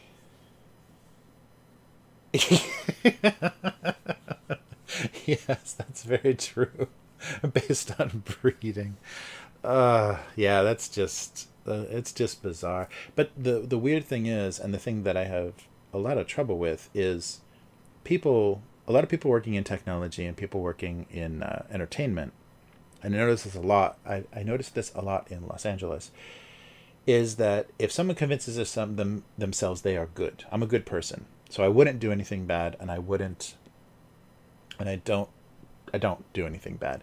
But if you work for a company, like you work for a production company that does a reality show that's basically just exploitation of these people, and after this show is over, these people, could have they've become very infamous and can't have normal lives anymore and things. So the consequences of what you're doing and the things that you're doing are very negative, are very bad, but they don't see it that way. They see it as, oh no, we're not exploiting anybody. We're giving them an audience, we're giving them a platform, and we're helping them, and it's very strange. So I really don't like those the people that are so convinced that they're good that they can't like make any moral judgments or things, and so that's why you get these exploitive TV shows that are dreamed up by scumbags, but the people that are working on these shows are like, oh no, this is good for them, and they always wanted to have a baby, so now they have a chance to have a baby on a TV show. Yeah, it's weird. I don't understand that self-righteousness that I've seen some people in entertainment kind of get full of, and then so nothing they're doing is wrong because they're not bad people. So how could it be bad? Yeah, reality breeding show. Ugh. Yeah, that sounds like such a legal nightmare. I can't imagine. All right, what have we gotten to here? So maybe some.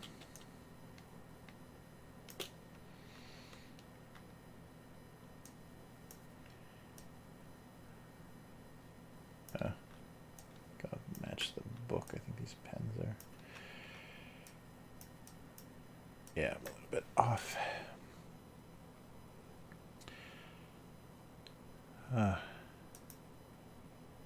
Oh, that was the other thing too. When I was watching, I already forgot the name of it, but the show on Hulu.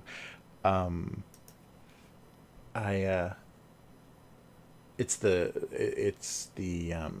not commercial free Hulu. It's the cheaper Hulu, and it so I had the TV commercials, and I can't believe how many commercials are about self isolating, and it was like Miller Lite commercials. And it's like when you're stuck at home with how about being stuck at home with two classics or whatever. So there's somebody was playing like LPs, like vinyl, and drinking Miller Lite because Miller Lite is such a classic. But they were specifically addressed like being at home and buying diet beer because you're stuck at home. And then there was some YouTube thing about the kids missing their graduation. So there's some, I don't know if it's some event or something YouTube is doing, but something related to no graduation ceremonies this summer. And yeah, so I was surprised how quickly advertising is kind of addressing those things, because it's not doing it here so much. There'll be like those weird messages from companies like, through these difficult times we support you, the company logo, and that's all they're doing in Japan. But I was surprised in the US they were trying to sell beer. Of course they were, but they were trying to sell beer because you're such a classic guy and you're classic self-isolating. You are sheltering at home with classic light beer. All right.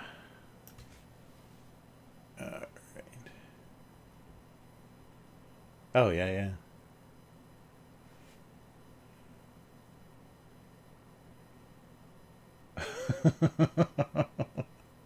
Yeah.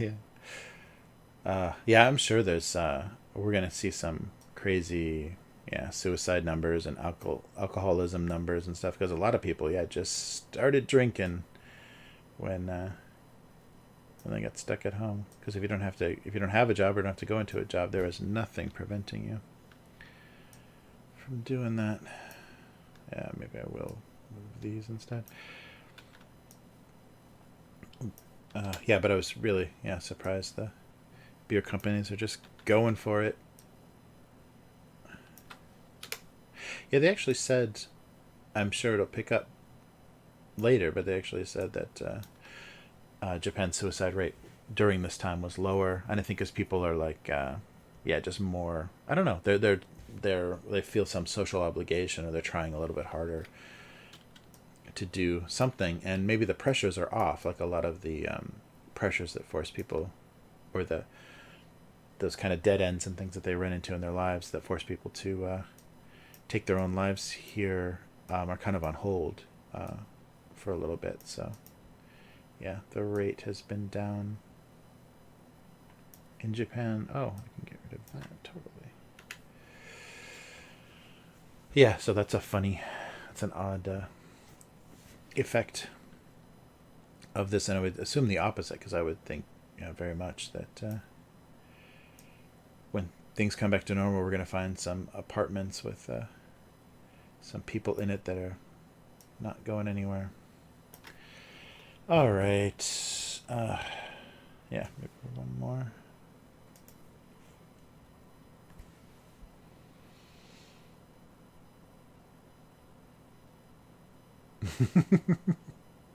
Oh no.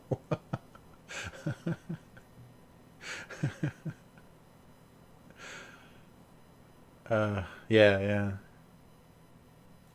Uh, that's crazy.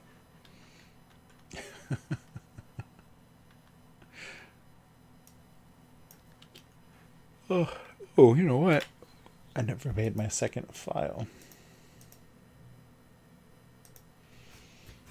Mm. So, July 4th, June 4th.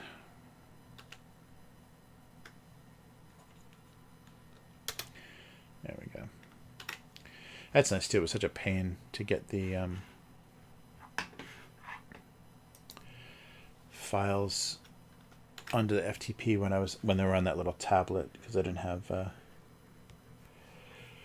FTP client on there. Oh, sorry. Oh, wow.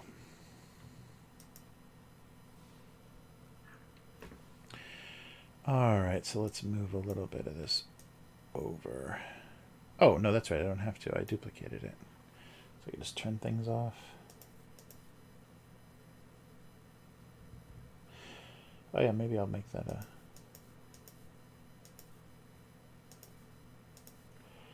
those little memo blocks.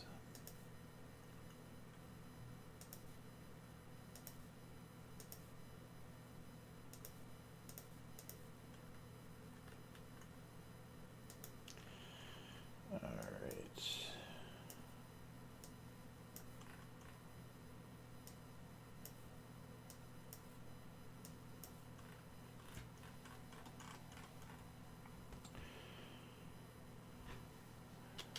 Yeah, I think I'll change this to one of those.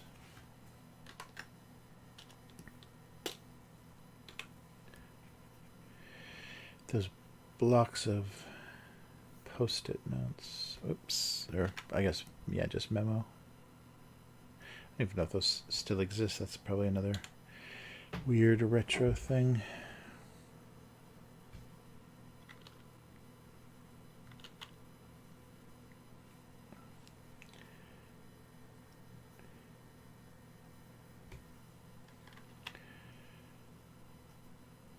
There we go.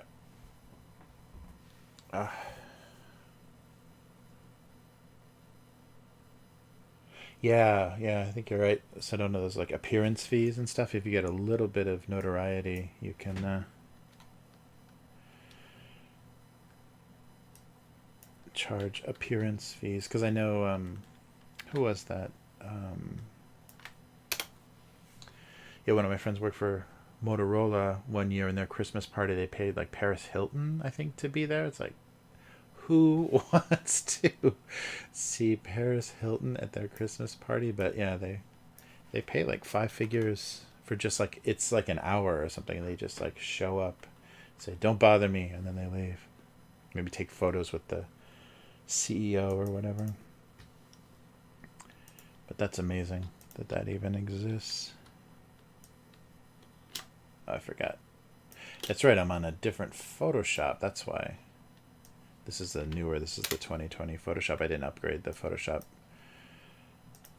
on that tablet, that little tablet, because it could barely handle what it was. And I know every version of Photoshop becomes a little bit worse with hogging resources, so I didn't even bother.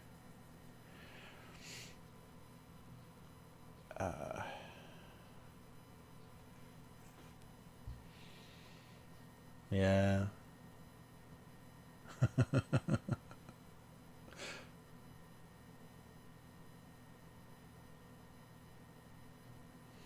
Mm. Yeah, it's crazy.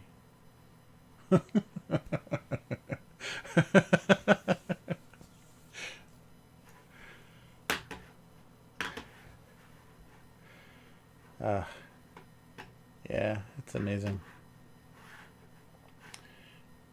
It's amazing having now three monitors. How difficult difficult a time I'm having.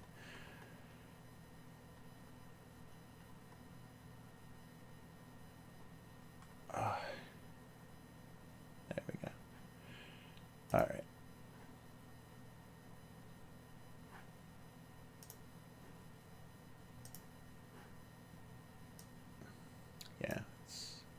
Windows are a mess.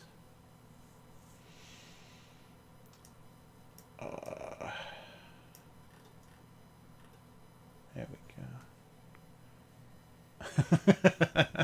I think only her name is still authentic. She doesn't look when you see those pictures, because like her family was like friends with like OJ and stuff. So you see those pictures of her and like OJ Simpson and stuff when she was a little kid. She doesn't look anything. She just looks like a little Armenian girl. She doesn't look anything like Kim Kardashian.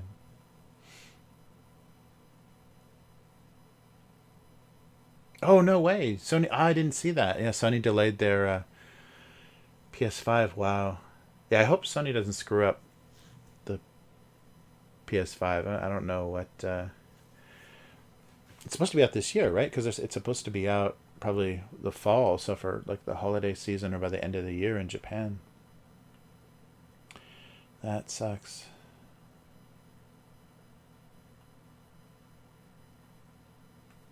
Yeah, and I wonder like if production is still up to full. Well, and also America is screwing with. I guess that may not affect if everything goes through Japan, but I know they do like assembly and stuff in China of like PlayStations and things, and if America's still screwing with China like trade war type stuff, I hope that doesn't hurt any of the availability of chips or anything for anything. I think they've already announced though that they're gonna do the first run is gonna be pretty small of PlayStation 5s. They anticipate, already that it's not gonna be the usual number that they produce for a launch. So that'll just make it more, make it all that much more desirable. And the lines that people will stand in Japan are just crazy. So I don't have much hope of getting one here if there's going to be small numbers, because people will just line up for days and just they're all about that. So it'll be brutal. Okay. Yeah, I think that works. And then our kitchen stuff.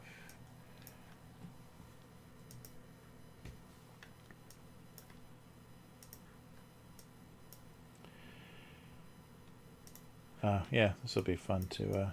I was going back. I was looking at some of the older cartoons, and a lot of them were much more elaborate than what I was doing recently. So I have to up my game. You could definitely tell something had changed. Some way that I was working had changed, because some pretty basic cartoons recently.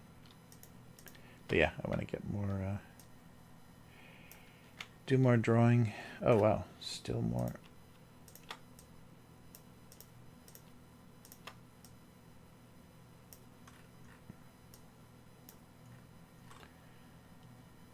Okay.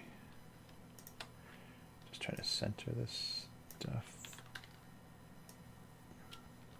Yeah, I forgot. Shift is not the key. There we go. Wow.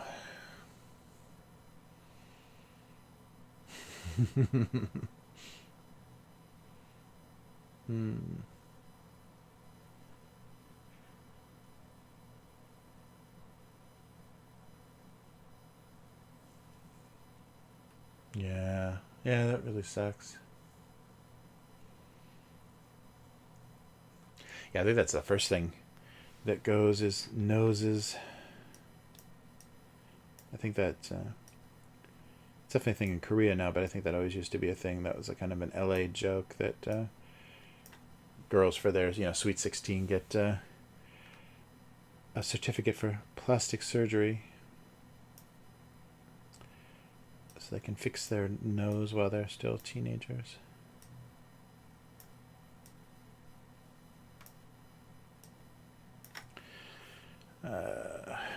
Need 2 spoons maybe. Well, maybe let me fill this one. Oh, come on.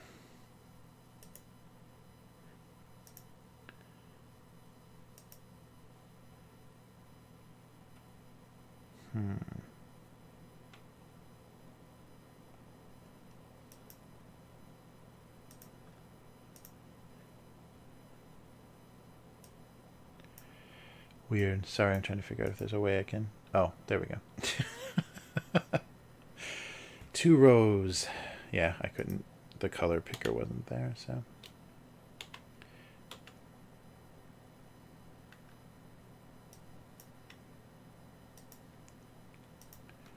There we go.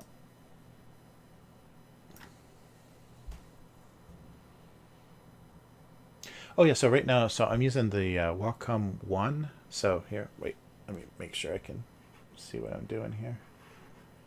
Give me a... yeah, 3 monitors is hard to figure out where your mouse is. Yeah, so it's I'm not crazy about the pen. It's a little bit smaller than the one I'm used to using, but this is the it's really light and tiny, but it's just kind of a standard cheaper Wacom, and then I'm using this deal. So this is similar to my Cintiq, except this is just like a 13-inch without any touch functionality. But this is much nicer to draw on than the Microsoft tablet with the video out that I was doing before. So this is a basically like a monitor you can draw on, but it's only a 13-inch monitor, so pretty tiny. And it's got little legs that you can kind of, it does fold it flat. So it's kind of portable. Like I could actually move this around, and it would work with a laptop, and it also works with the Samsung Galaxy phones. I could actually hook this straight up to a Galaxy phone that's running Photoshop, but I can draw onto that. But yeah, this is my like new home alternative, because the pen sensitivity and stuff on the Microsoft is just garbage. It's made for handwriting. It's not made for drawing. And these Wacom is made for drawing. Oh, no, this is the Wacom 1. The Surface was the thing I was using before, and so its pen interactivity is not good because it's just made for taking notes, and turning those notes into, or like, doing markups on reports or whatever. Oh, the pen setting. Yeah, I'm just using the default. Sorry, I'm just using the default settings. I haven't done any custom brushes or anything because I'm just trying to. When I'm painting and stuff, I have a set of brushes that I usually import, but this is just trying to imitate like the felt pen, the Sharpie that I was using before. So it's just the default round brush and the default sensitivity settings. So it does. You can see the line variation is a lot. It's quite sensitive. This tablet itself isn't as sensitive as the big one that I have. That's the kind of professional grade. This has maybe half, I think, the levels of sensitivity, but it's super portable, and it's enough for what I need to do here, and much better than what I was dealing with before. Yeah, no. So this is just the cheap, kind of the entry level display tablet that they did. They did a I think it was only like an 8-inch or something though, but the previous model to this was pretty thick and pretty heavy, and this is really nice and light. You can put this on your lap, and it only has this one connector here, just a USB-C connector that does your video out and your USB out control. So not a big. The other one had a kind of big chunky plug on it and everything. So this is pretty light and easy to deal with. And I don't have a lot of desk space here, so I needed something I can get out of the way. And the big Cintiq it's like a piece of furniture. You can't do much with it. But yeah, so there we go. But yeah, I haven't played, and it depends on projects. Like project to project, depending on what I need to do, I'll play. Like I'll go looking for new brushes, or I'll play with pressure sensitivities or angles or whatever when I'm working in a different way. But default settings work pretty well for kind of recreating this pen, this kind of marker on paper look that I was doing for this. So yeah, so nothing particularly custom or particularly fancy. I know some people like really go into creating their own custom brushes and really tweaking the sensitivity and the pen angle and stuff. There's a lot of stuff you can do within both the Wacom and Photoshop. But yeah, but I'm doing pretty simple stuff, so it doesn't require as much fussing. Yeah, but people are able to get some pretty amazing effects. Yeah, I started watching a little bit. I'd never really looked around before, but some of the YouTubers that just do talk about their different techniques for illustration or whatever. A lot of it's really trendy. Like that's what I don't like about illustration, especially if you're doing stuff for like spot illustration for magazines and stuff. It's really trendy. There's like looks and stuff that change very frequently that people are into, and so people do tutorials about how to do that in a flat, real flat color block illustration with a spattered paint texture in it, and so there's always that kind of stuff. This is out of scale, I think.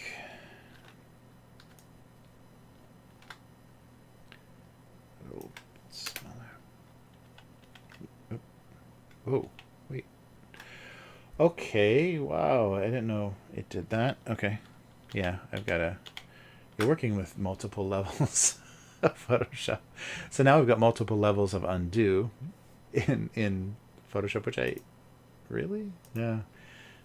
So I had to, in the older version, you have to go through the history to step back further than one level. Oh yeah, no, it's definitely worth. I mean, Photoshop is crazy. I mean, everything that I've learned about it, I just had to kind of self teach and just look up tutorials and things for this kind of specific stuff. But Photoshop does so much. It's so huge and so powerful, and like most people using Photoshop, even professionally, are using like maybe 25% of its functionality. And now there's animation capabilities in Photoshop and 3D, like odd 3D stuff, and you can use it. That's what you use for doing a lot of cleanup and special effects stuff and photo editing. Like that's originally what it was for, is doing photo editing for print and stuff. So yeah, there's a huge amount of stuff to do, and it's just kind of become the default pixel based editing thing that I've used, and it works so well in between Premiere or Illustrator or whatever. All those files are very compatible, so I just got stuck in Adobe world.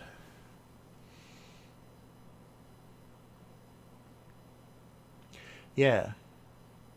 Oh yeah. Let me see. So the settings, it's a little bit different. They've really changed things. Yeah. So previously, so everything's on a layer. Each one of these objects is on a separate layer, and previously you had to select the layer in the layer menu over here that's behind the chat box. The layer menu over here, you had to have it selected to be able to do anything, manipulate it. But now they let you, as long as you're selecting some kind of pixel data within that layer, it auto selects the layer and you can manipulate it. And then if I want to, since I'm doing everything's a line drawing, and if I want to put things in front of one another, instead of just leaving it as a line drawing, I'll fill it with white, because I always work, the color layer is always a separate layer on top of everything. So if I want to overlap things, I just fill them with white. And yeah, so the newer Photoshop lets you select, I think starting in 2017, I can't remember when they first did that, but they let you select layers from the actual canvas instead of from the menu, which is much faster. Because you end up creating so many layers and figuring out, if you don't name them as you create them, which really slows you down. Like creatively, when you're like drawing something, it's like, oh, okay, and then I go over here, teapot, and then you draw something else. Like, oh, here's the spoon. Like if you do those things really methodically, if you label things very well, your process is really slow. So drawing, happens a little more rapidly. So then you just get this list of layer number 1, layer number 2, layer number 3, and you don't know what it is. You can kind of tell a little bit from the thumbnail, but now they let you just select it on the canvas itself, so it jumps to whichever layer that you're on, and you can just change layer order then if you want things to overlap. Because even though I filled this spoon, if I put it behind, it's still, because it's behind this spoon, that fill doesn't matter. And actually, I don't know how I want to overlap this now.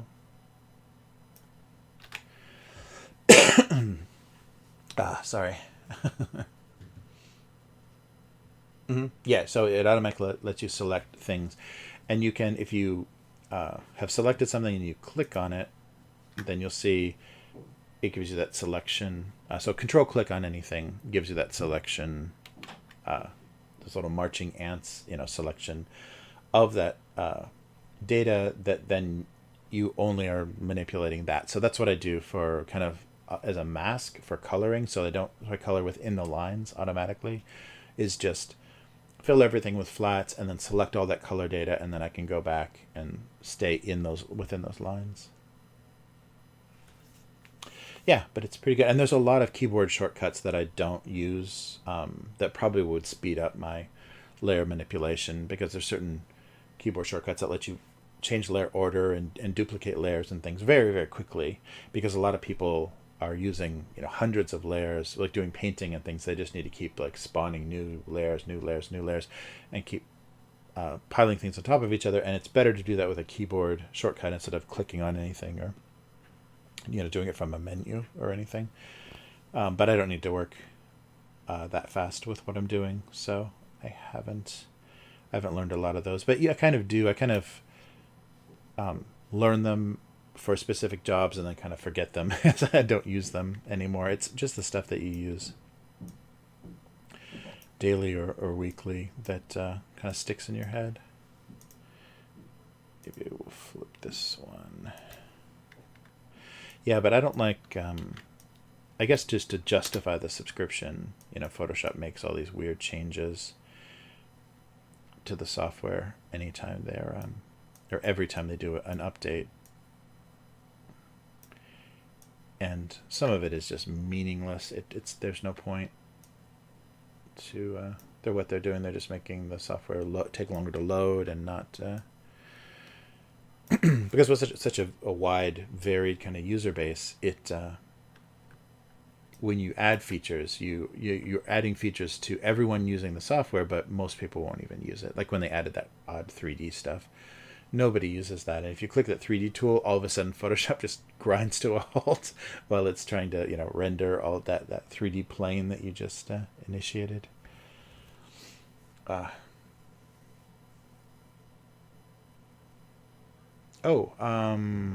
it mostly depends the filling style. So a lot of the thinner lines don't connect, and because I want to fill the whole thing with a certain maybe with one color and then go back and do different highlights or things on it. So when I leave kind of unconnected or broken lines, it means I want to fill around it automatically. And it's easier to do that because if you connect lines, then you're filling a bunch of tiny little spots. And sometimes, depending on how you're working, you'll miss something. And if you miss filling something, it stands out really bad. If in the finished illustration, and then you got to go back and sort it out. But yeah, I've just kind of the style is kind of keeping in mind how I color things, which I guess I can start doing now. I think that this whole composition works. And and it just comes down to the look that you want, the thick to thin. Oh, that's right. The color picker is here. The thick to thin line, I mean, the contrast of different line widths really helps, give you certain effects and things, and make it look visually more interesting. Like you can see the outline is usually the silhouette of the outline of the object is always the kind of most dominant thing. And so the little details shouldn't compete, so much. So yeah, so this is just doing flats for coloring, and this is a common comic book thing too. There are actually people that work for digital coloring houses, and all they do is they have a color key and they just do flats for the whole, because doing the highlights and the things, like if it's more of a factory kind of thing where they need to process the files as quickly as possible, and many people have their hands on them, there literally are people that that's all they do is drop flat color into all of the places where there needs to be color, and then it goes to someone that'll do highlights and things. But a lot of artists that doing their own work, they do the whole range. And if you're the only colorist for a book, you'll do everything. But it always starts with the flats. Maybe I need something in the salt. I'll make that salt to give us a suggestion of what's in there. There we go. All right.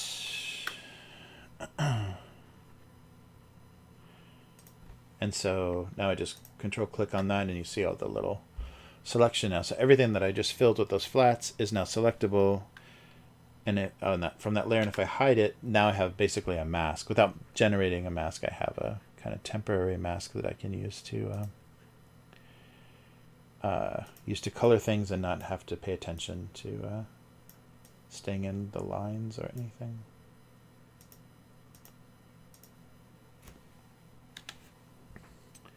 So yeah, like that is unbroken, so I can't fill. But then I can do something like that. All right. Yeah, I think that works.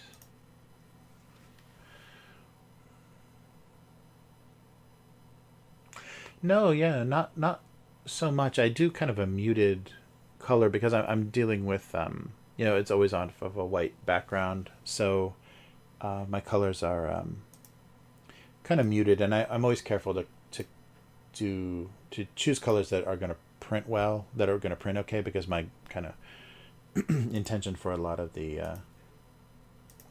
cartoons is for them to not remain only digital, so I want them to be very CMYK friendly and things. So I very rarely do stuff that's going to be really incompatible with print. So that's why a lot of the colors are more muted. I don't have any like bright or neon colors, because for 4-color processing that doesn't print very well. It's difficult to print things bright, so the muted thing works pretty well. Yeah, I haven't had anybody. I think because I try to sometimes, because there's nostalgia a lot in this cartoon too. I think muted colors work well, and some of the more nostalgic color combinations and things, pastels and things work okay. But but some people are really strict and have very specific. I think actually for painting like miniatures, like Warhammer miniatures and stuff, I've had more conversations or arguments about color than I have for like for actual artwork, because I think your color choices and your color palette is so personal that it's part of the work itself. But when you're doing some less important thing like painting hobby miniatures, like people have real strong color theory ideas and things that they're applying to their hobby work. So it's kind of funny. I've had more argument or discussion about maybe not that, about miniature painting than actual comics and cartoons. All right.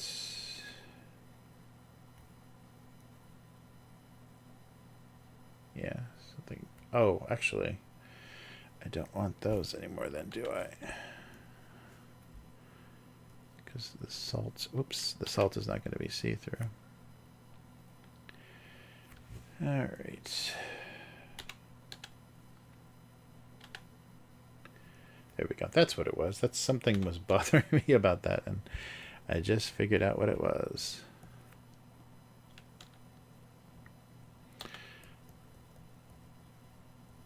Yeah, I wouldn't recommend maybe the newer ones are a little bit better because it is full windows, but I wouldn't recommend a Surface for doing artwork. It's just the screen itself and everything is just not made for it. It's just made for kind of corporate note taking. It's just meant to be a substitution for taking notes on paper, I think. But people have gotten, I don't know, I mean it's definitely just my opinion. Hardware is a very personal thing because people have gotten amazing results from really garbage hardware just because they want it to work and they tweak it, amazingly well. Because people even downgrade their Photoshop to get it to run on something, because sometimes that portability is so important. Being able to take it, to a coffee shop and do work or whatever is much more important than the the actual performance that people will work with pretty miserable hardware. And get some really nice results. Nice. Well, I always. Oh yeah, that's. Wait a minute. So which one? I always draw a lot of holes on the top, and I thought holes on the top were always salts. Oh, I don't know. Do I have that backwards? Maybe fewer. No, fewer holes is salt. Yeah, I think you're right. Yeah, I used to draw a lot more salt and pepper, and I would always fake the fake the pepper with the noise filter from Photoshop, so it always looked like more like TV static than pepper. But yeah, I'm trying to think. I'm totally blanking on that now. Because one of the, I think it is. I think salt is actually less holes. There's fewer holes on a salt shaker than a pepper shaker. But I always draw a lot of holes, and also, salt is easier to. It's easier to make it look like salt. Some of my previous pepper experiments are not great.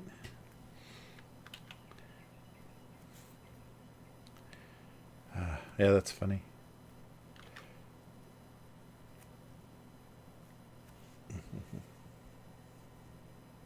Oh, cool. Yeah, and I think it's a really good like super portable notebook tablet. But as far as doing what I was used to doing on a Cintiq or a Wacom tablet, it really frustrates me. As far as the things that it can't do, or the kind of lag. And they're not making a portable version of Photoshop, so Photoshop is a real resource hog that is really punishes low powered processors, and there's no video card in a Surface, so that makes a big difference. No dedicated graphics card.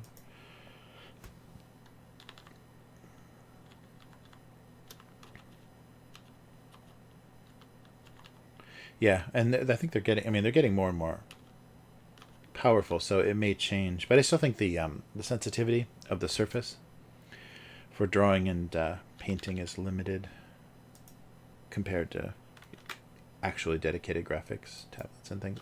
Maybe here.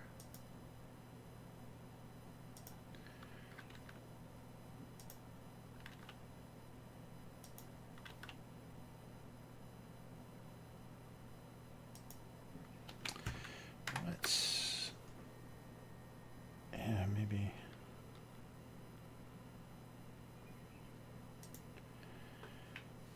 Yeah, it still looks big. Oh, there it is.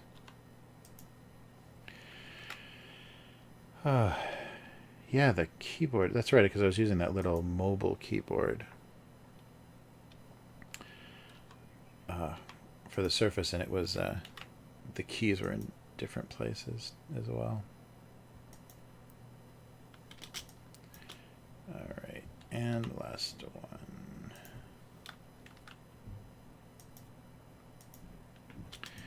There we go. Nice. Oh yeah, that's right. There's a lot of birds recently. Yeah, the crows. It's interesting. I'll try to record that sometime. The crows sound different here. I'm sure they're an Asian crow, a different species. But when I first came to Japan, the crows sounded really funny because it almost sounded like a person imitating a crow. It didn't sound. It sounds very different from the crows in North America, and they're communicating a lot here because they're going after the trash and stuff. So they're always up on wires, calling to each other. And when I first heard the sound of Japanese crows, it sounds really different. Like their voices are that distinct that right away it sounds weird. It doesn't sound familiar, and it does almost sound like somebody trying to sound like a crow. Like the crows are trying to sound like crows and not succeeding, but there's just a different sound to their calls. And I wonder what has developed that. Like I wonder if it develops just by what carries better, like what type of call is heard more easily, or yeah, it's weird. I'm sure people have studied that, but I wonder if it is like somewhat like linguistics. It gets affected by everybody just tries to sound like each other. But yeah, Japanese crows sound odd. The Japanese crows cannot pronounce R or L differently. It sounds like the same word. No, but it's a just a different tone. Like the call sounds weird, and I don't know how to explain it other than it sounds like someone's doing an impersonation of a crow, not like a North American crow. I'll try to record that and see if you can, and I'll just put a video on YouTube and see if you can hear the difference. And I should find a something to contrast it with. So if someone's recorded something from the U.S., but when I first came here, I was like, that does not sound right. I didn't know what was wrong, but it just sounded really off. All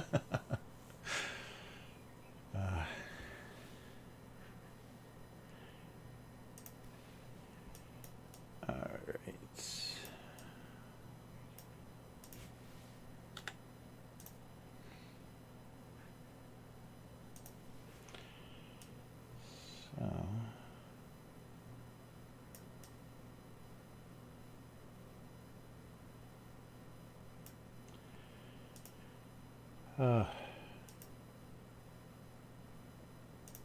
Oh yeah, I was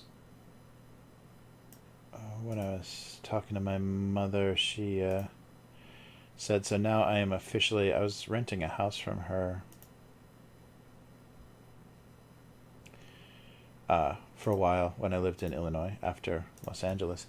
And she said that they sold the land and the little farm that the house was on. So now I'm officially homeless in the U.S. I don't have any place that I can go back to because they moved out of state whoa, see, there's an open line that I can't deal with.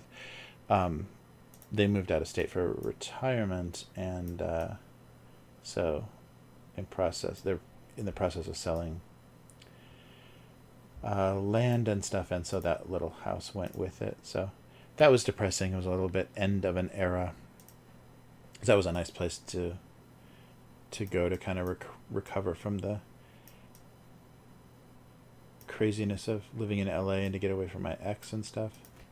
It was nice because that was part of near the area where I grew up for a while. But now it's gone. It's part of a farm sale. It was an old, I forget the style, but kind of like a Gothic farmhouse. It was one of those like when the farm was first developed, because it's an older area, and when the farm was first developed, they had the main farmhouse, the larger house, and then the smaller one for kind of the farm hands or whatever, if they had a family or whatever, a smaller more modest house for the kind of next level of help that they hired. And yeah, it was a really beautiful house. And after living in Los Angeles too, it was great to have all that land and that space and everything. But no more. Yeah, now it's part of some land sale. Wait a minute. I can't see what exactly is broken. Maybe I'll just turn down the tolerance.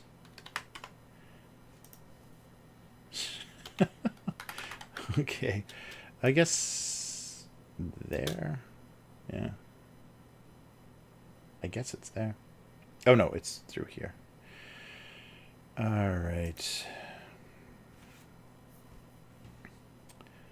Well, I'll just try to get in the way here.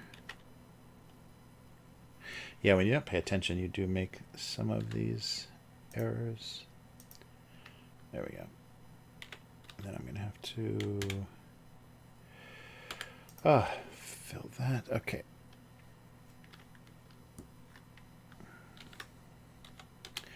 Sorry, getting this sorted out. So there you go. There's drew that a little quickly, and so I made the mistakes about filling it.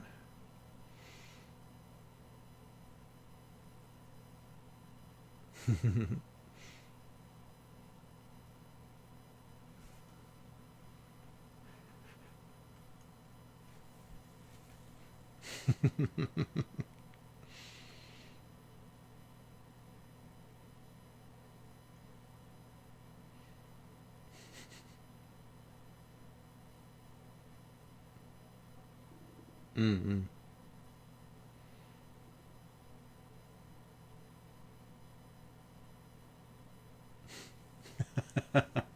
Yeah, the crows are crazy smart. That's funny. Mm.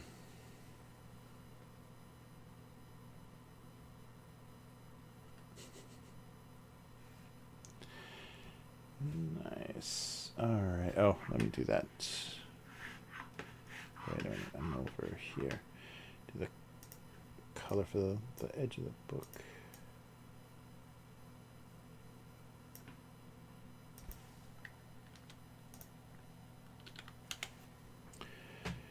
Ah.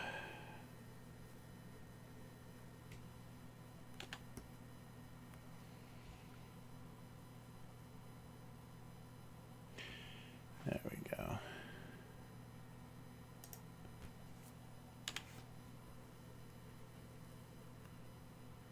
Oh, wrong there. Well, did anybody see that reunion Zoom call on the Josh Gad? Josh Gad, I think the actor, comedian, that comedy actor does the voice of Olaf in the Disney Frozen movies. He's got that podcast YouTube channel. I think they do a bunch of reunions for different movies, but they just did Lord of the Rings.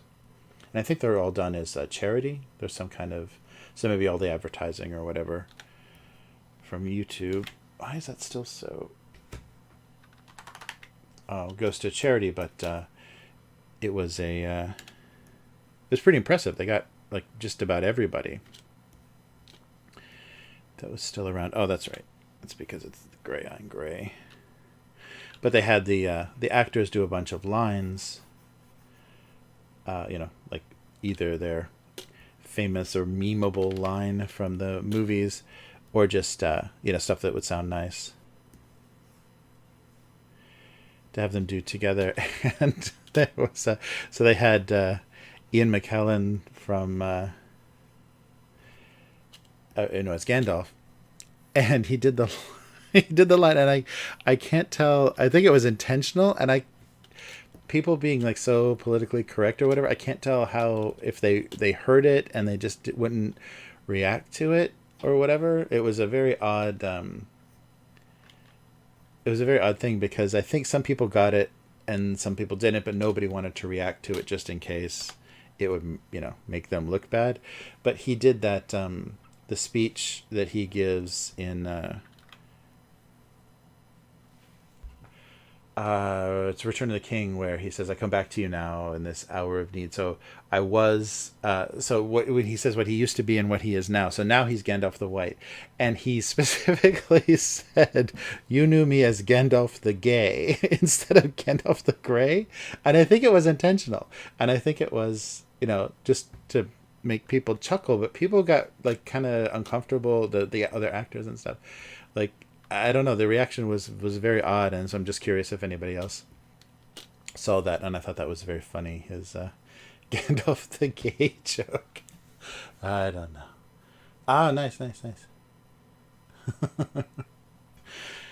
Yeah, but that made me laugh, as a lot of actors are so uptight and so worried about anybody's reaction to anything. But yeah, it was crazy to hear everybody reading those lines again. And everybody looks pretty good, surprisingly, because that was, what, 99 to early 2000. So that was like a long time ago. Like they probably finished shooting that like 15 years ago or something.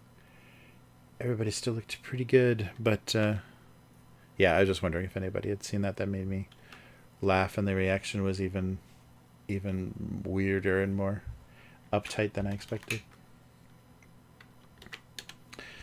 All right. So,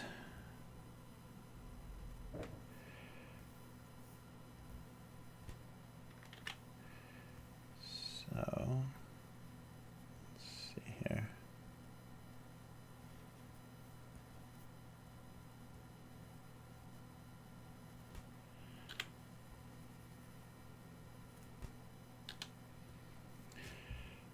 Okay. Should do this zoomed in now that I have more control. I shouldn't let this be so sloppy. Mm-hmm.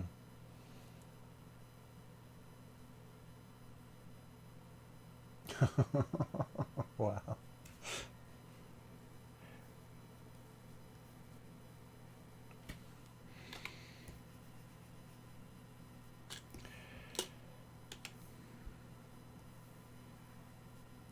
There we go.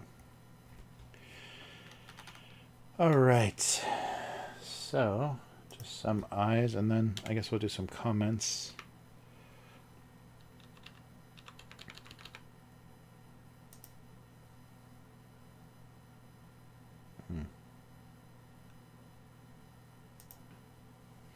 Hey, what is it? I guess I just don't like the flatness. Yeah.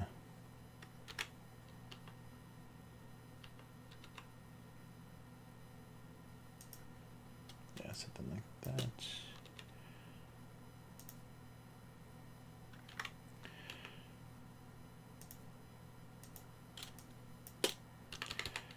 Yeah, I think that pencil is not going to be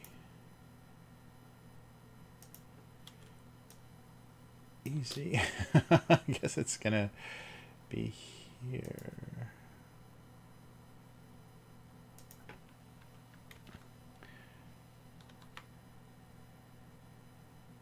There we go.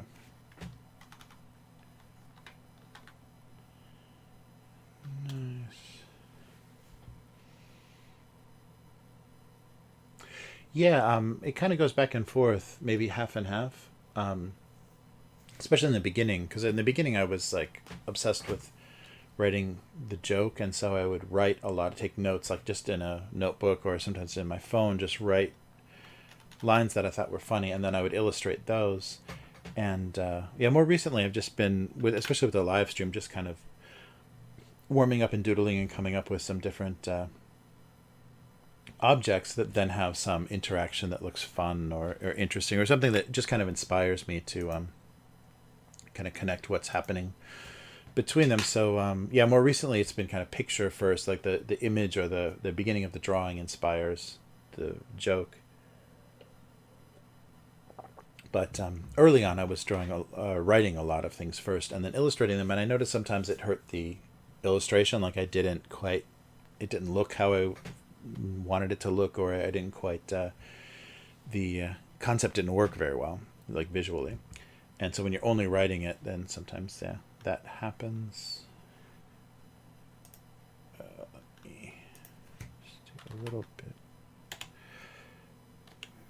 here.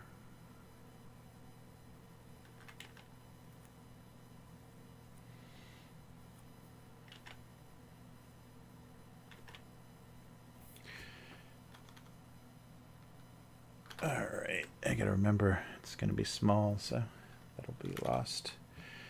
Okay, so there we go.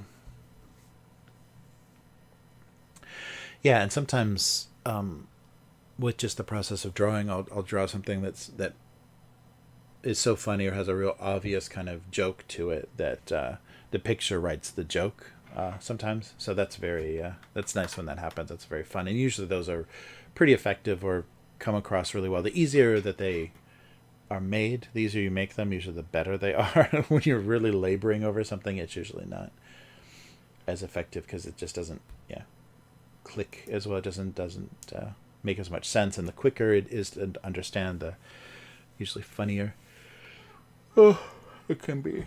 All right, wait a minute. Oh yeah, just a little bit more here.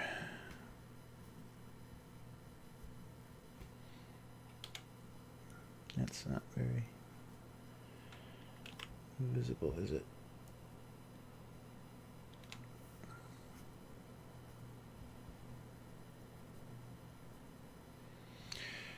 All right, something like that.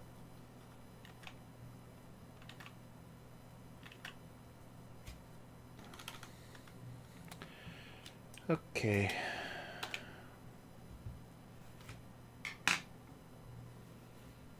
Oh, yeah, great, Rev. Yeah, it was great. Thanks for Thanks for hanging out. Yeah, good talking to you. And yeah, thanks for the questions. That really is fun to kind of think about process and kind of help you, figure stuff out. All right.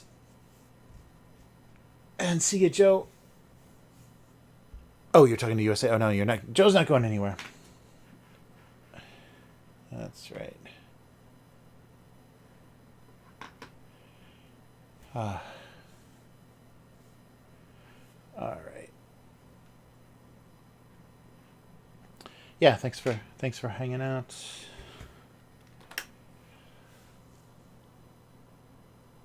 Okay. So, yeah, I guess we can take a look at some comments. I think these are as close as they come to being colored. Oh, yeah, it's nice to get back to a more interesting line. All right. So, I'm not sure. Let me double check that the microphone is working in here. We'll switch over to comments. Hey, I'm on the other side now. Oh, yeah, microphone is still here. So, yeah, I should actually make this bigger, shouldn't I? Something like they're taller at least. Yeah, just fit it in there. Okay, so real quick, let's take a look. Because last week, though, I think things went up really late. So, things went up late. So it's a little bit of a... it's a little bit of a delay and kind of a small response because I think people missed this stuff over the weekend.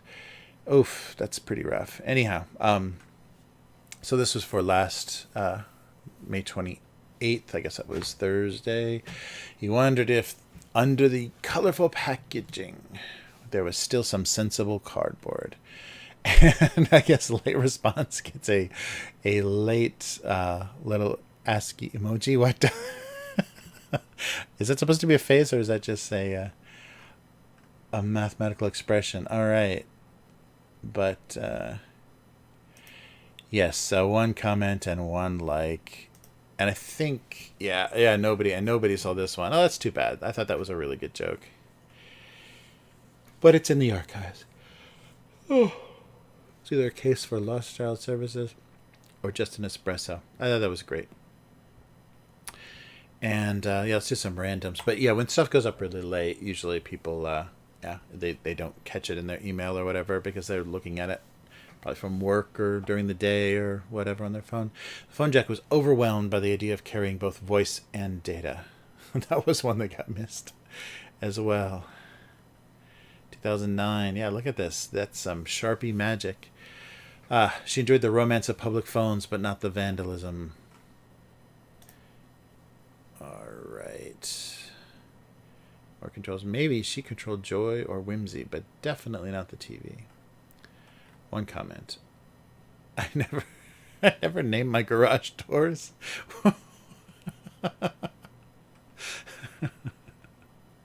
That's a very funny response. Joy or whimsy. All right. March 3rd, 2015, the challenge was not so much finding a lid as it was getting them to admit it. Which one is a lid? I got for $10 in Washington State. What they like going bald, it suits them. So how much for? Oh, a lid. Oh, I get it. A lid as in a lid of weed. Nice. Yeah, I wasn't even realizing I was making a drug joke. As far as the pen was concerned, blogs are an exhibitionist perversion of the diary. Oh, there we go. Technology joke. Oh, we just saw that. May 2020. 2017, I had no idea. Oh, he had no idea what film was or why it was in the fridge. Wow, that's a negative comment. Oh, no. The film appears to be on top of old milk. On the top of old milk. Pretty soon no one will know what film is. Yes, that's very true. Oh, film is what appears on top of old milk. I get it.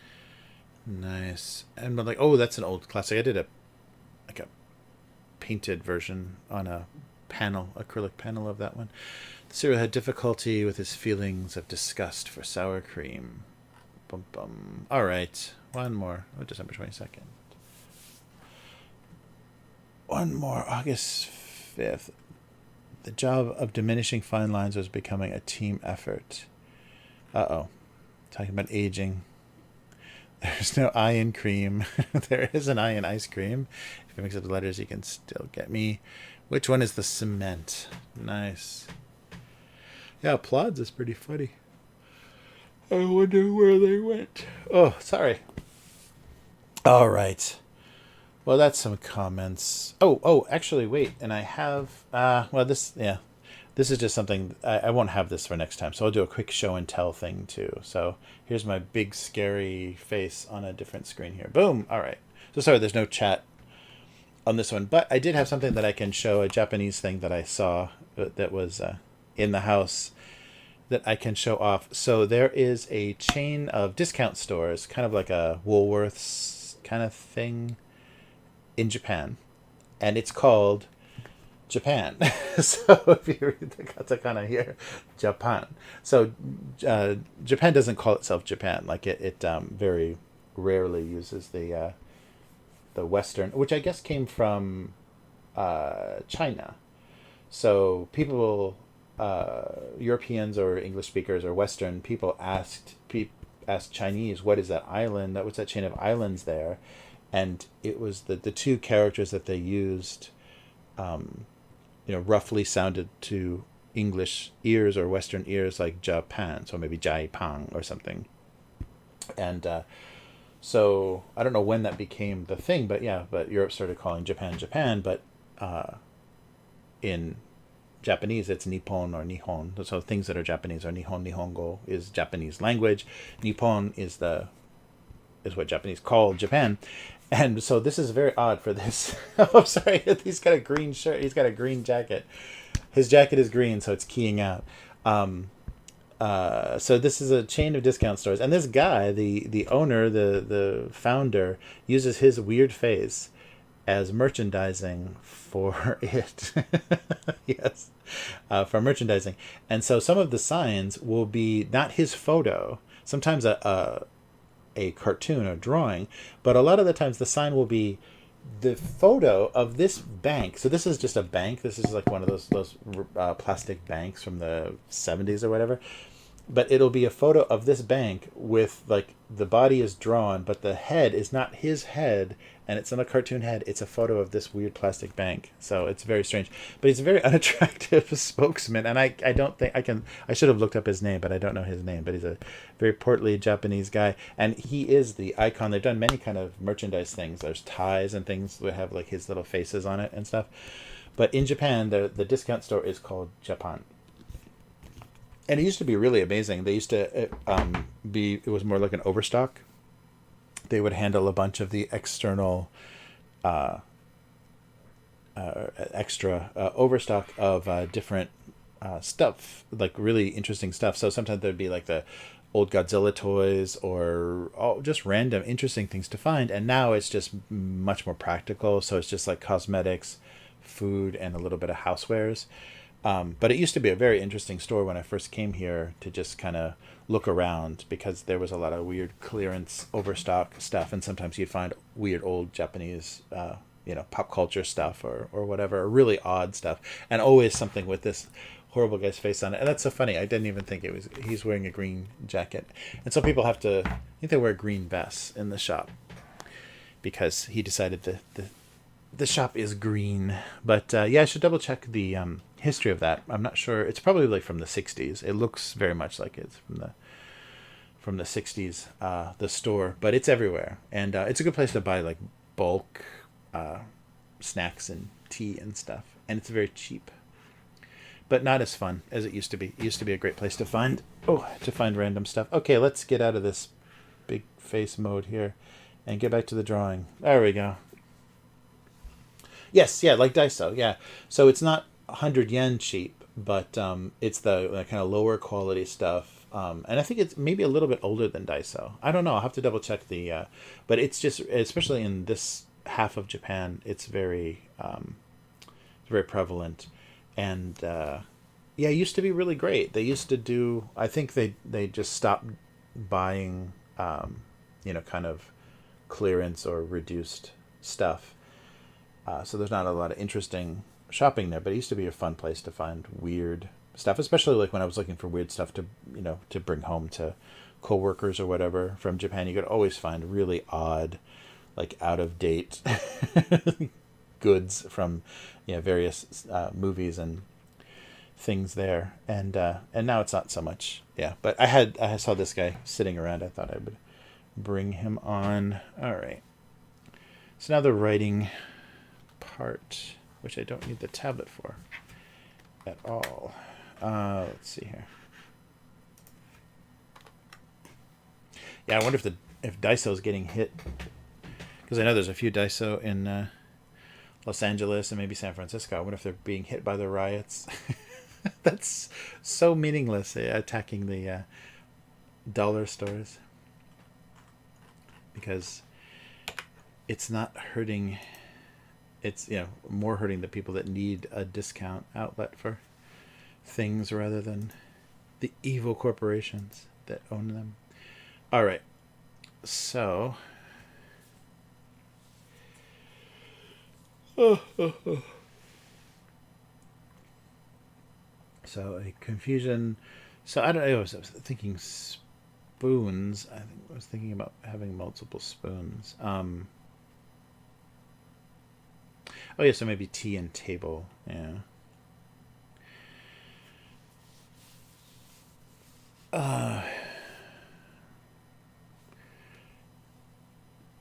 Teaspoon and tablespoon, or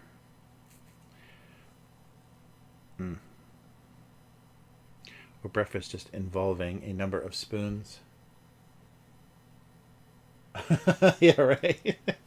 Yeah, the amount of stuff you'd have to loot from a dollar store would be insane. That's very true.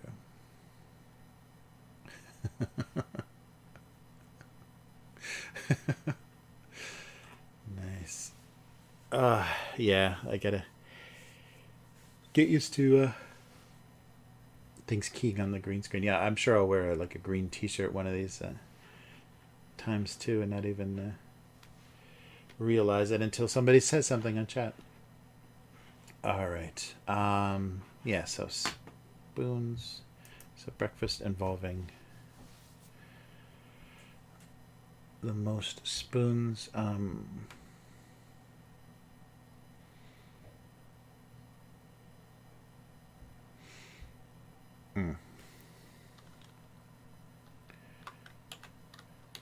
So breakfast. Oh, full-size keyboard is so much nicer to type on too.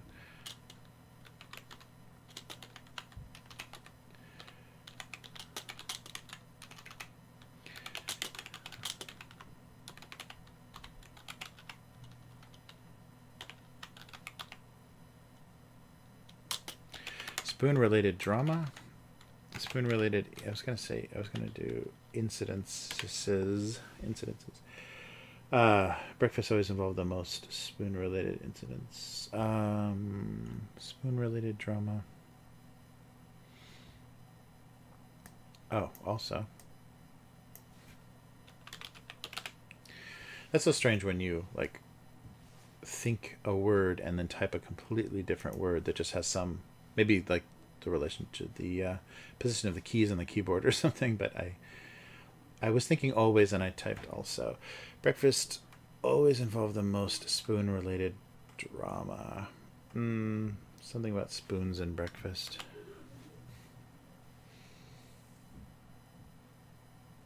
Fork you. Nice. Wow. Oh, that's crazy.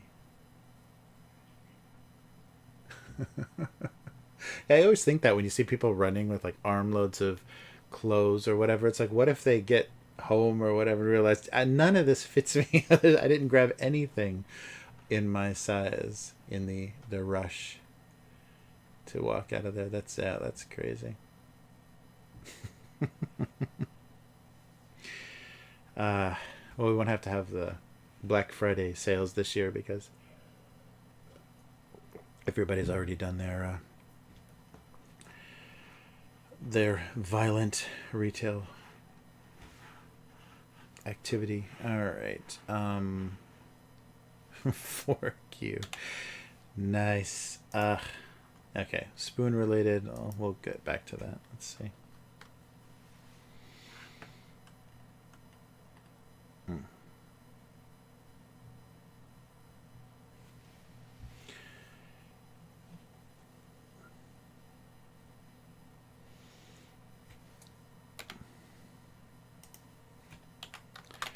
The memo.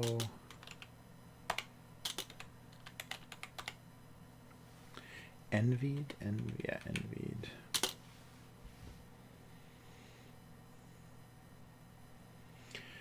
So pre-written. Let's see.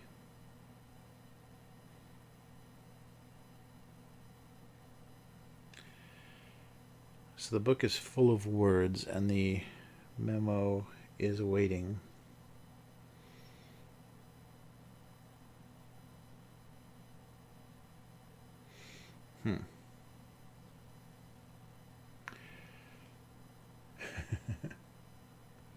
Oh, yeah, that's crazy. Yeah, yeah. The wrong spoon. Yeah, I was thinking. Oh, that's what I was thinking about. Yeah, teaspoon, tablespoon, dessert spoon, soup spoon, for that other joke. I don't know. That's crazy. Yeah, it was funny. The first people that got shot were trying to rob the pawn shop in Minneapolis because, of course, the pawn shop also has firearms, so they can protect themselves. Wow.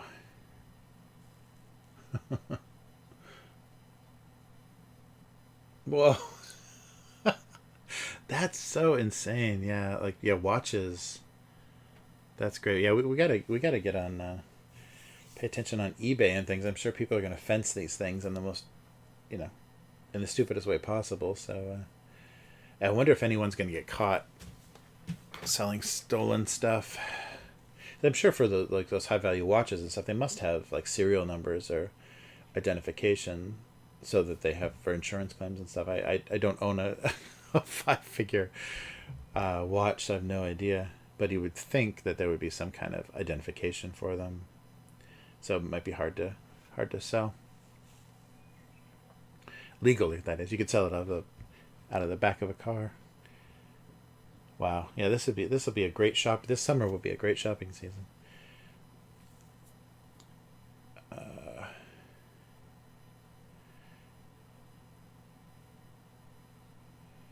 Wow, that's crazy. They just stole that many watches. I would just wear like an armful. I would wear like $500,000 worth of watches on both arms just because I could. That's insane. All right. Yeah, envied, already written. Um, hmm.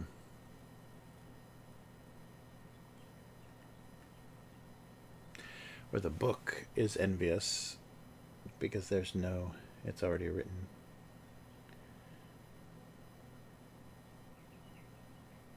Yeah, that might work better the other way.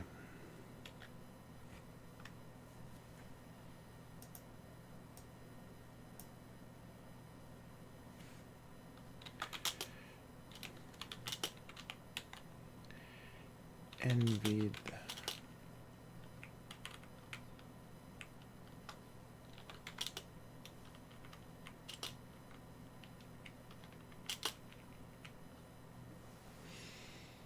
Hmm.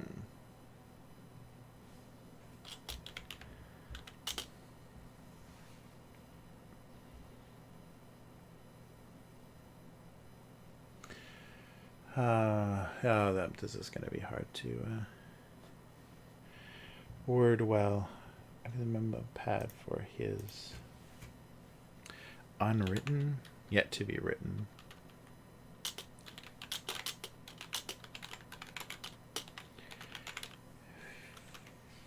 Yet to be written future, something like that.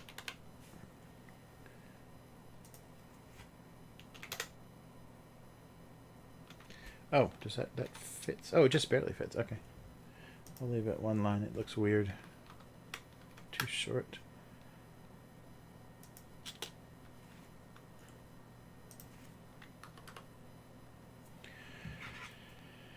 All right.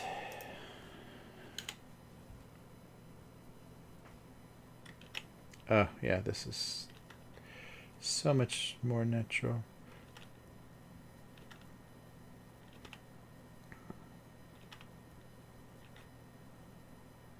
All right.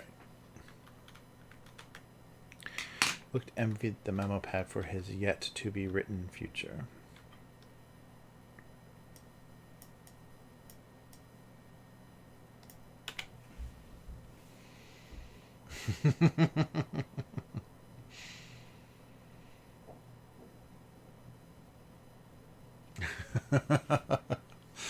Oh, that's insane.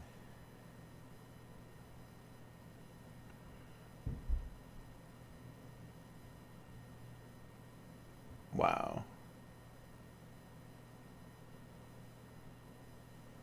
Oh yeah, disposable. Ah, right. It's yeah, the same. That's true. It's eventually going to be pulled down to nothing. Oh, yeah, that's a really good angle too. That once everything's been written, he'll be gone. I should put some paid, like some pulled off sheets around for that to make enough sense, though. Yeah, I like that though. That's good. Nike Town. They have armed guards at Nike Town. They have to have a paramilitary.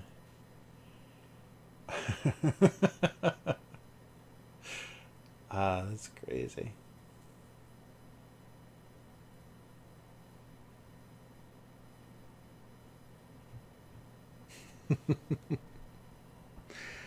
Wow.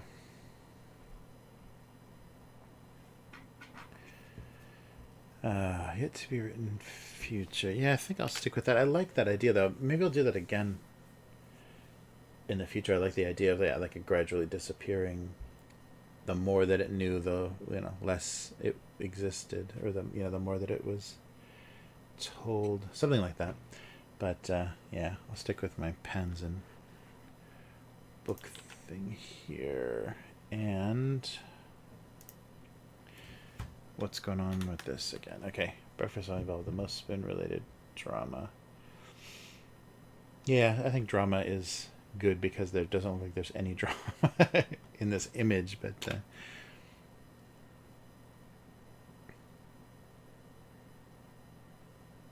the most spoon-related, most of the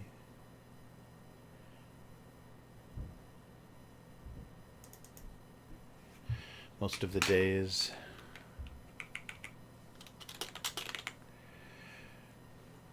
Wow, 2 one-line jokes. Breakfast always involved most of the spoon-related drama.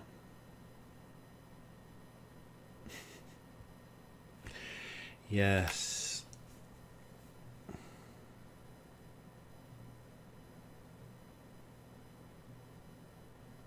I don't know why there's such a tall mug.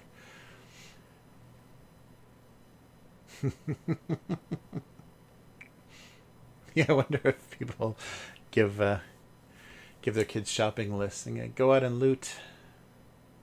But yeah, I mean, depending on the place. I mean, can you imagine having like an all looted steak dinner or something? That would be great. Like grab some big steaks and a bottle of wine or something from a grocery store and have an amazing free dinner at home under curfew.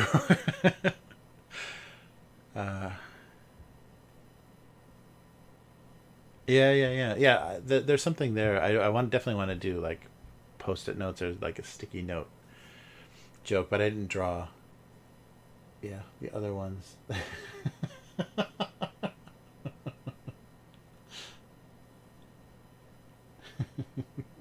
A Christian stream.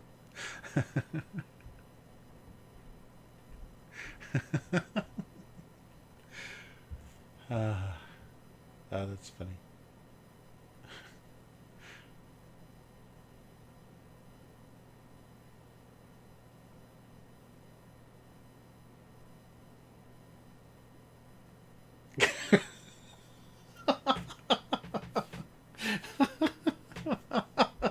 I've got to look for that video.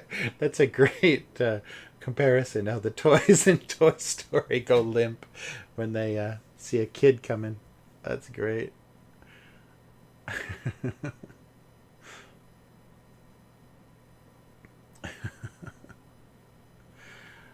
Oh man.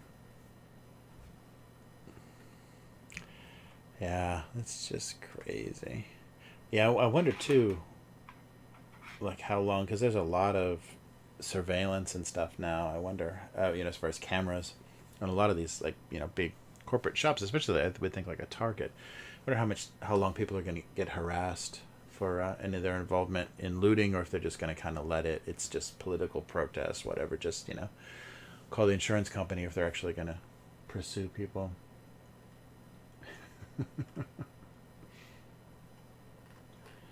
It's insane. Spooning. Spooning after breakfast. Yeah, they. Oh, yeah, that's right. I should have done a. Neither of them wanted to be the little spoon. Uh, yeah, because it is like they kind of have an audience. Oh, is that better? Let's see. Spoon. Okay, breakfast was always involved most of the spoon-related drama, or neither of them uh, would agree to be the little spoon. Yeah, I wonder if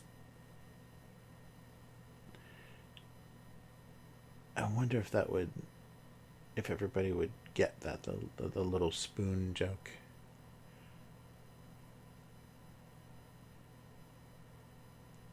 Uh,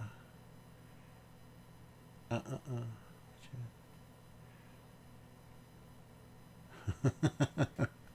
no spooning at breakfast. Ah,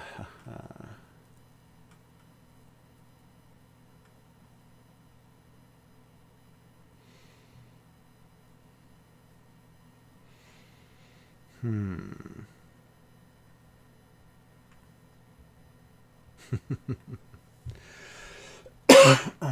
Amazing. Yeah, I wonder how long it's gonna go on.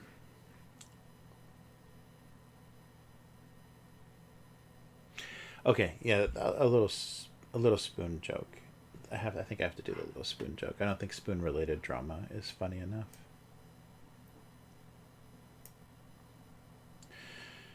Uh, I don't. Yeah, spooning, spooning related drama. Um,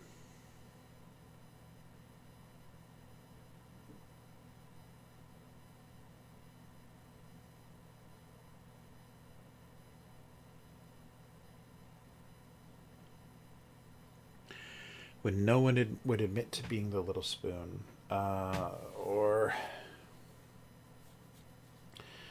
what else? Sorry about coughing.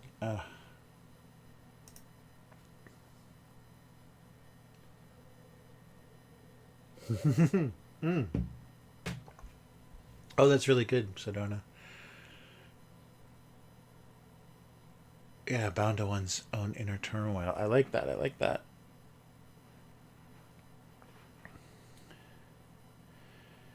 Uh,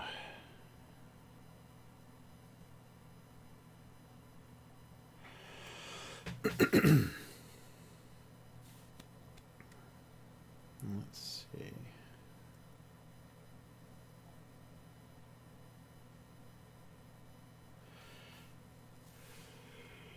Oh, this is more generic. Sorry. A bit dry in here with that air conditioning. Um, breakfast always involved most of the spoon related drama. Yeah, the spoon related drama meaning who would be the little spoon? Because there is a smaller spoon, so it would be funny.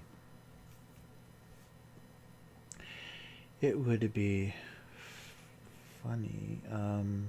No spooning at breakfast. Spooning during breakfast. Oh, okay. So...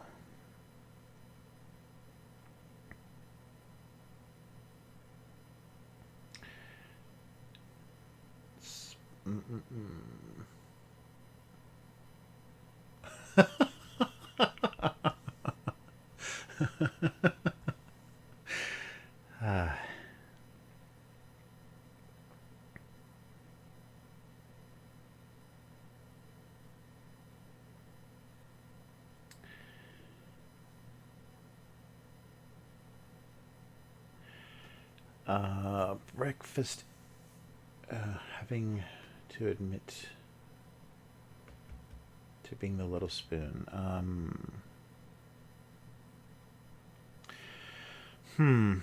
Spoon-related drama.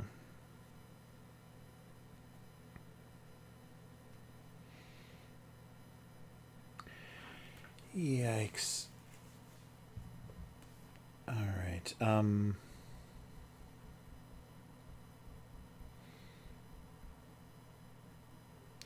Yeah, I mean, they're an audience are watching spoons do nothing, so spoon-related drama still works. But yeah, I don't know if I'm gonna be too confusing if I do a spooning joke.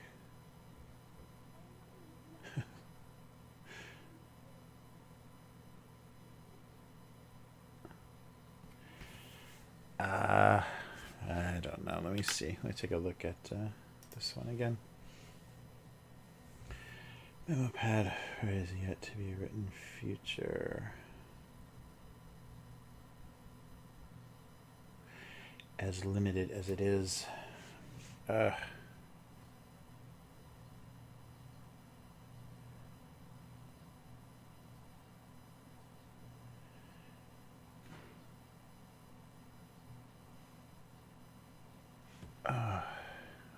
right.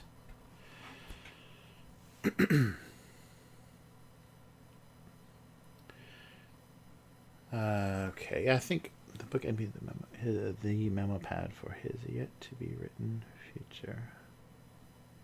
Yeah, just a book being already written. I think I'm just gonna have to go with that. I'm not gonna do better. I really like the sticky notes though.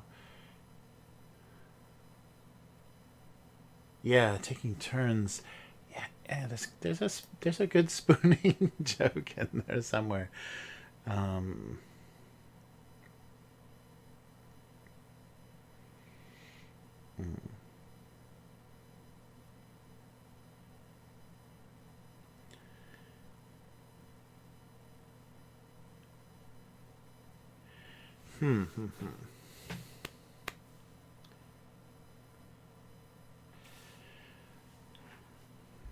Spoon-related drama. Yeah, there's the... Yeah, little spoon. I'm just... Yeah, I wonder.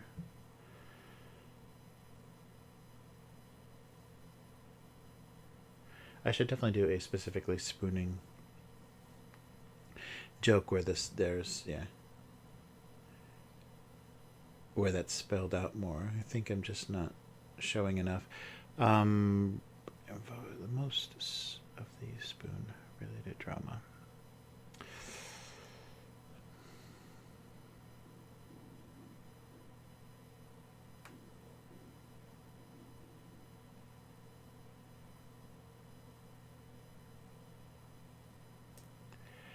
Most breakfast drama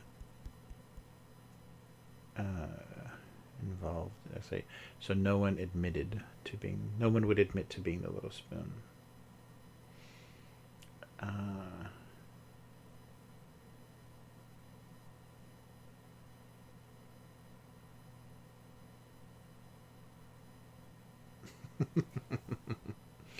Yeah, sugar bowl, the orange thing.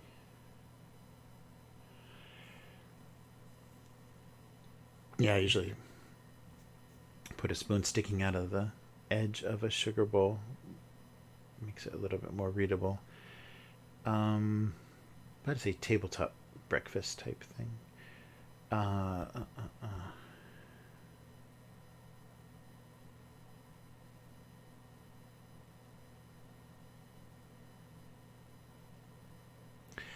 Breakfast was the best time to admit who was the little spoon. Yeah,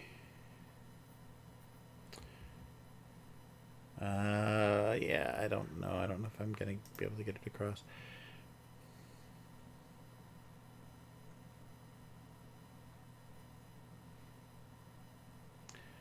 Breakfast involved. Always involved. Usually involves most of the spoon related.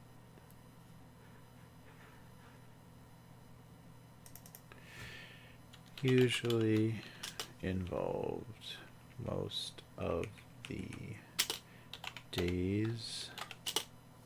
Whoa, capital S.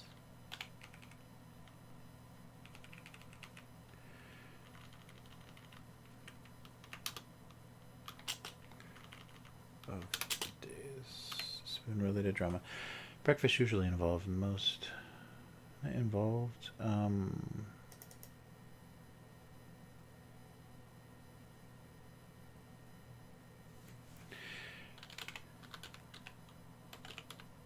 Responsible for breakfast was this is getting longer and longer.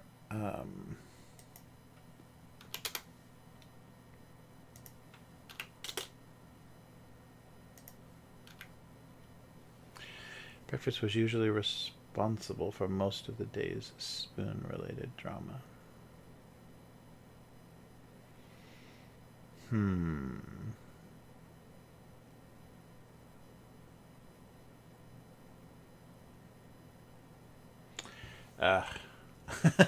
No problem, Jeff. I'm just kind of fussing with this.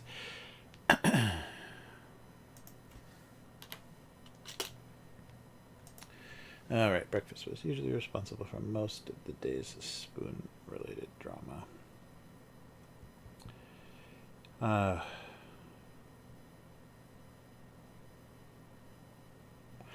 Yeah, I think I'm just gonna go with that. That's much more wordy though, too, isn't it? Weird. Breakfast was usually responsible for most of the day's spoon-related drama. Much longer. No pad for his yet-to-be-written future. Yeah, I definitely want to do something with Post-it notes, with sticky notes. That's a good idea. And disappearing, because I can do, different levels. All right, I think I'll go with that, even though this one's pretty wordy.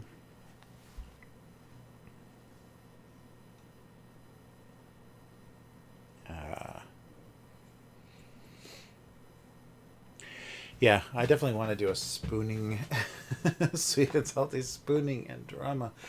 Yeah, I definitely want to do a... yeah, I was initially thinking, too, it was going to be something salt and sugar related. But spoony drama ends up being the thing that worked. Or close enough. Yeah, I like little spoon, though. That sucks, because that is a little spoon, and it would be a good little spoon joke.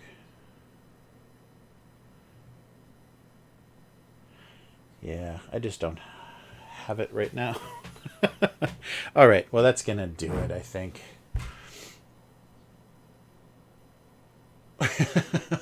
Nice. 20 sticky notes. That's crazy. Wow.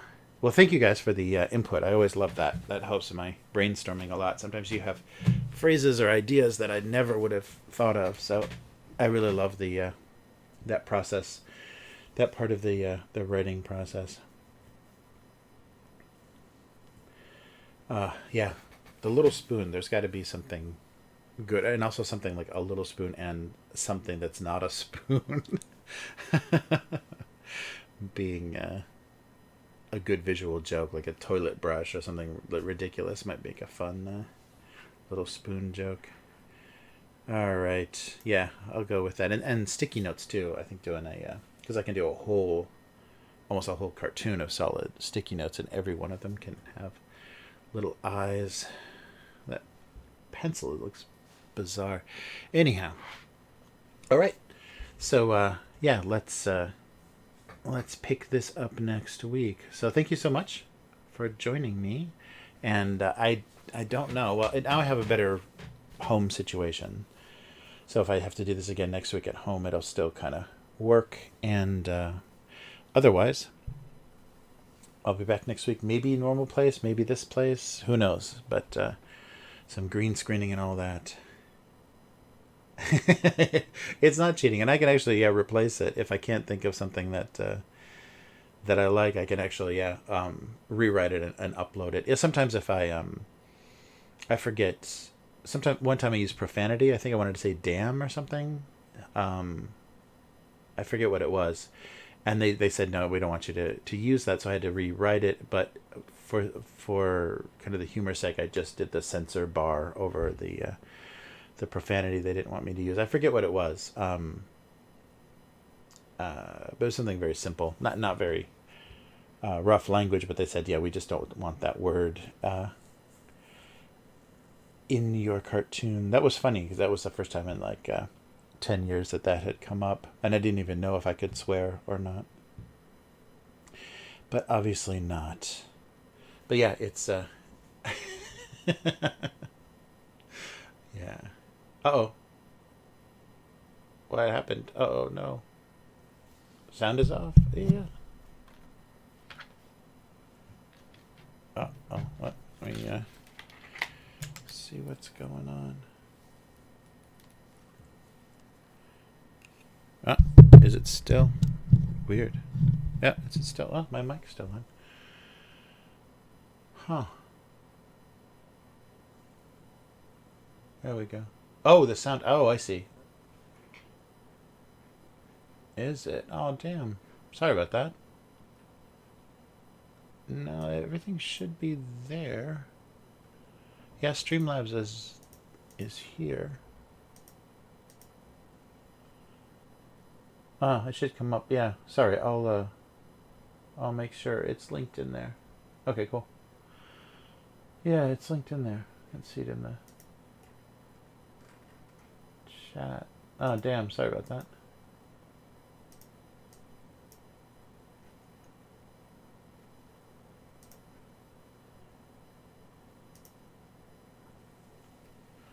Damn. I'll double check that. I think they let you do a test from Streamlabs. You can do a test donation and stuff to see how it comes up in your stream. So I'll try that before next time. But yeah, animation and stuff should be on, but I'm not sure. I gotta see what's going on. Yeah, usually it does come up. Damn.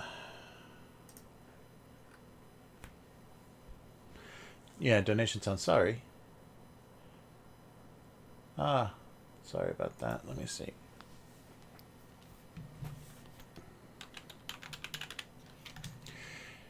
Yeah, I wonder what's going on.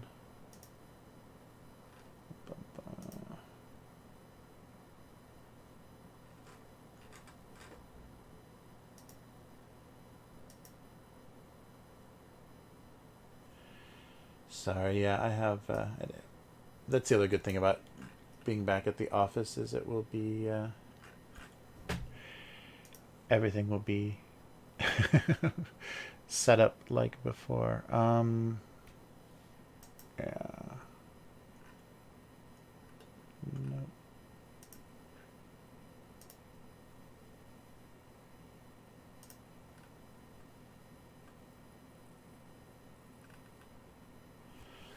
Let's see, did I do...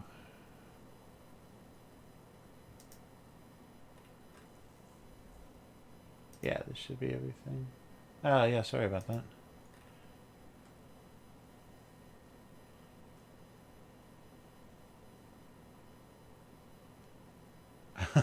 Damn crows with accents.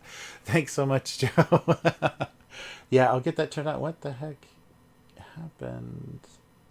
Yeah, I don't know. It should be set up. That's weird. I'll take a look at that. Yeah, sorry about that. Thank you so much. I totally missed that. Yeah, I really appreciate that. It's so great. Yeah.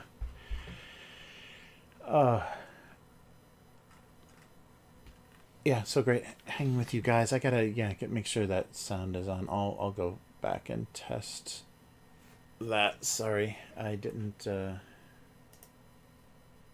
Yeah, everything should be on. It says like alert and everything is on.